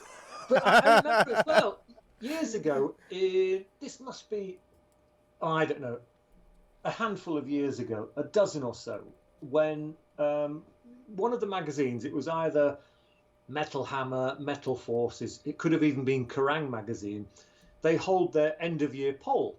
And it's favourite band, favourite guitar player, favourite blah blah, favourite new band. And favourite new band was Pantera, when they'd already had 4 or 5 albums prior to that. Yeah, But it was it's only, kind of fucked, isn't it? yeah, what was the name of the album that really broke Pantera? Cowboys from Hell, I believe. Yeah, and best new band. I'm thinking, they've got loads of albums out. People aren't aware of it. And Yeah, actually, they to be started honest, out the as kind of magazine a should have said that's null and void. They're not a new band, but no, they won best new act. no, no. It's Weird. got to be something from that year, right? I mean, you'd expect it to be something from that year. Well, but that's best, not best new act. Best album. Yeah, but Yeah. so there's hope. There's hope for me yet that we might still win best newcomer in the next in the next year or two. that'd be kind of fucked. That'd be awesome. I'd have to have a screenshot of that and keep it. Yeah, that would be cool. There's a lot of bands that probably deserve the exposure that would be given best new act when they've already put out 10 fucking albums, Yeah, crazy, isn't it? It's kind of ridiculous, but it is what it is. People are kind of ignorant to, I would say ignorant, but they're out there when with, I guess, our genre of music, the death and the doom and kind of stuff like that. And we don't all live that lifestyle. No, we can't. We can't possibly follow every single band that's out there. I mean, I used to love buying the magazines back in the day, and if there was a favourable review of somebody's album, you went and bought it. Simple as that. Yeah.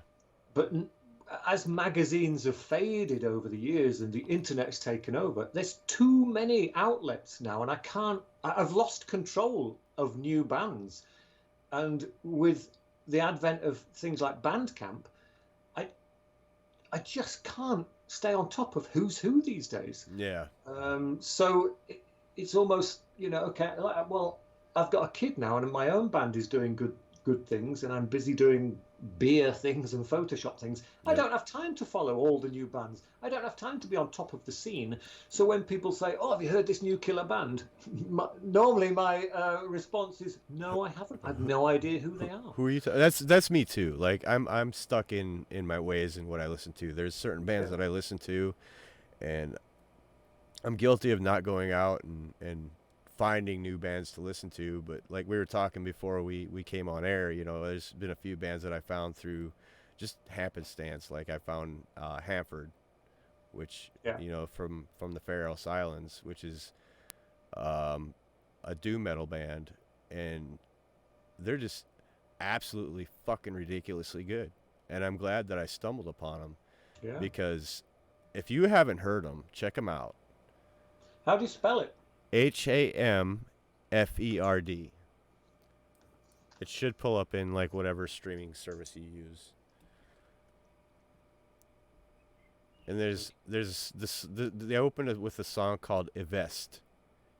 And check that song out and tell me what you think at your leisure.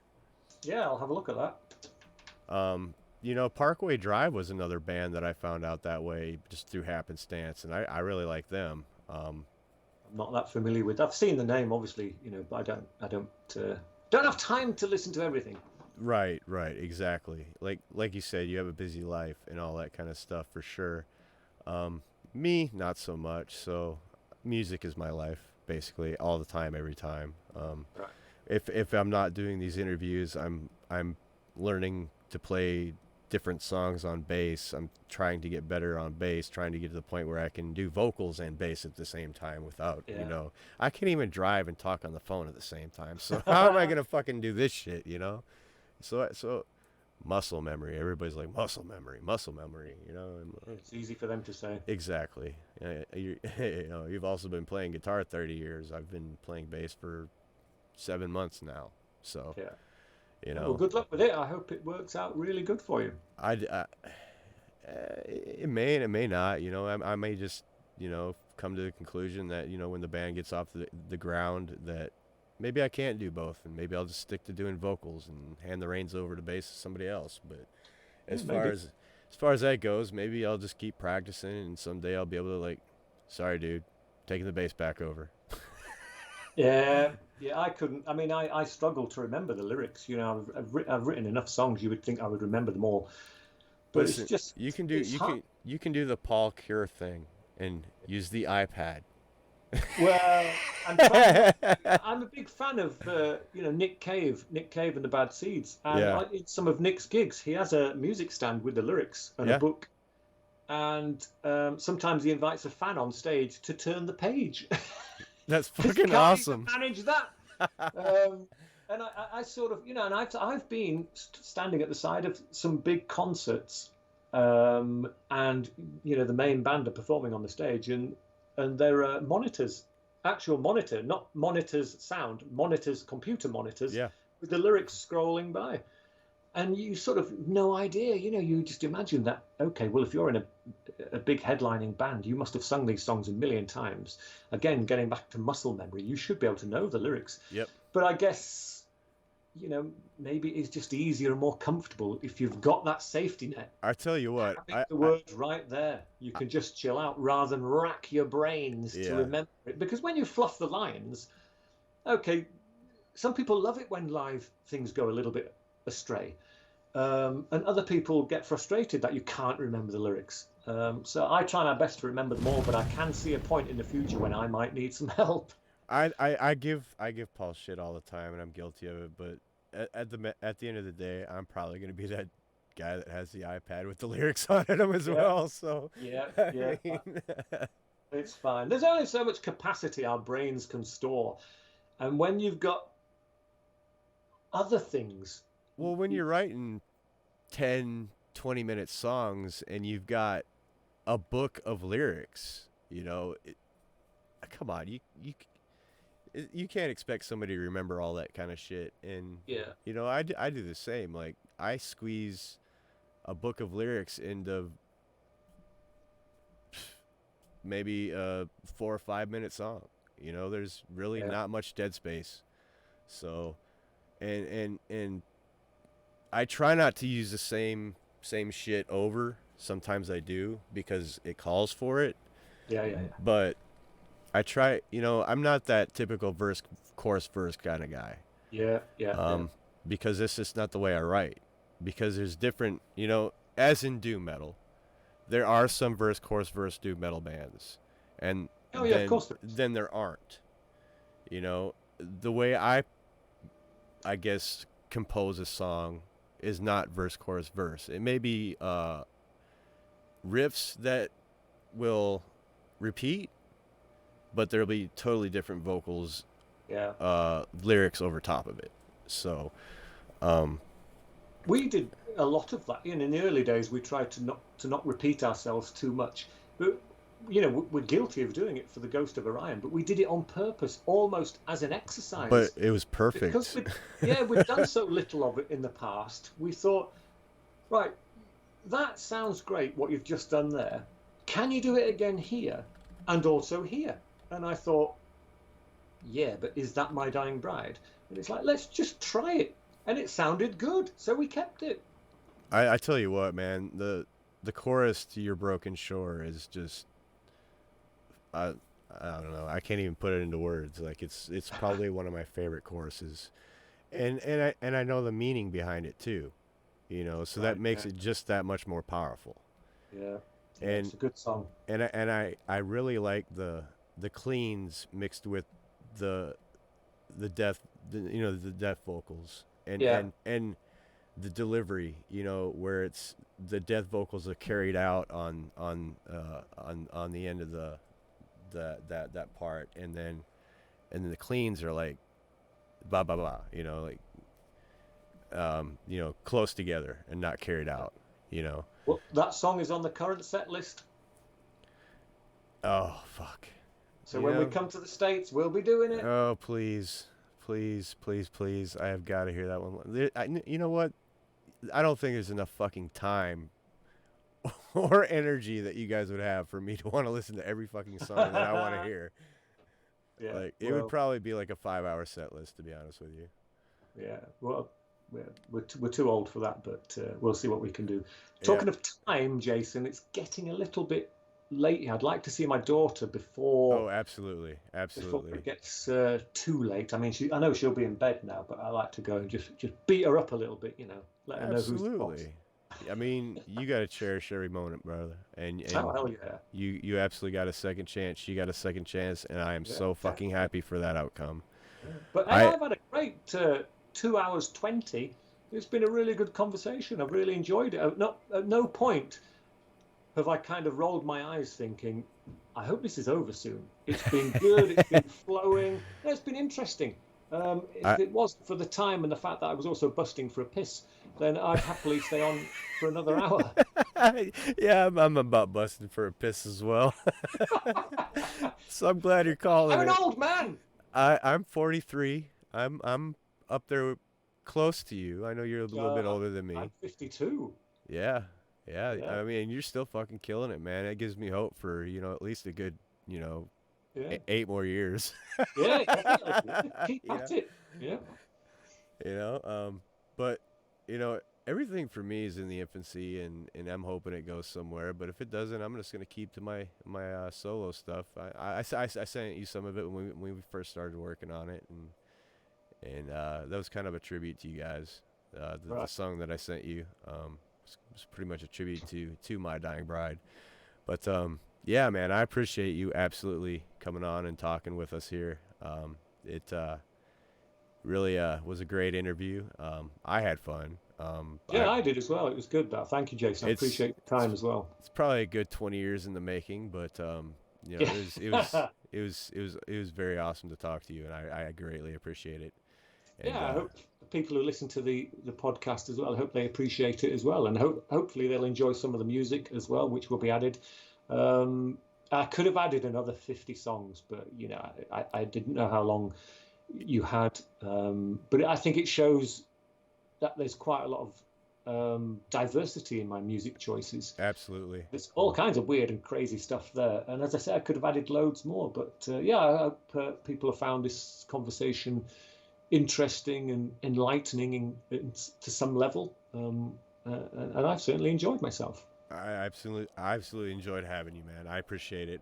Um, like I said, this is going to be uploaded to YouTube. We are going to add Aaron's playlist at the end of this interview, and I appreciate you guys sticking around. And Aaron, have a great night. Enjoy the time with your daughter, and we'll talk soon. Cheers. Thank you. Thank you to everybody listening. And let's do it again sometime. Absolutely, brother. Let me know, and we'll do it. Will do. Cheers, Jason. Thank you very much. Cheers. Thank you. Bye bye. Bye. All right, so there you have it, man. That was a great interview with Aaron Stainthorpe of My Dying Bride. I kind of went a little brain dead a few times, but that's to be expected when you're speaking to a person that you have followed for probably over half my life, at least 25 years. He's been a huge influence in my life. There's just certain bands that are special to me, and My Dying Bride is one of them. Um, I've also mentioned another band that's very special to me, which is November's Doom. What's up, Vito? Um, so with that, I'm gonna say goodbye, but certainly we'll be back at some point. I don't know who we're gonna have next. We're talking about having a interview with Yannick Bercier and Julie Bellinger Roy of Gone in April here in the next couple weeks. Hopefully that goes on. But anyway, we're going to get out of here. I'm Jason Graves, and you've been listening to Impending Doom Radio podcast. And we'll catch you on the flip side. Appreciate it. Y'all have a good night.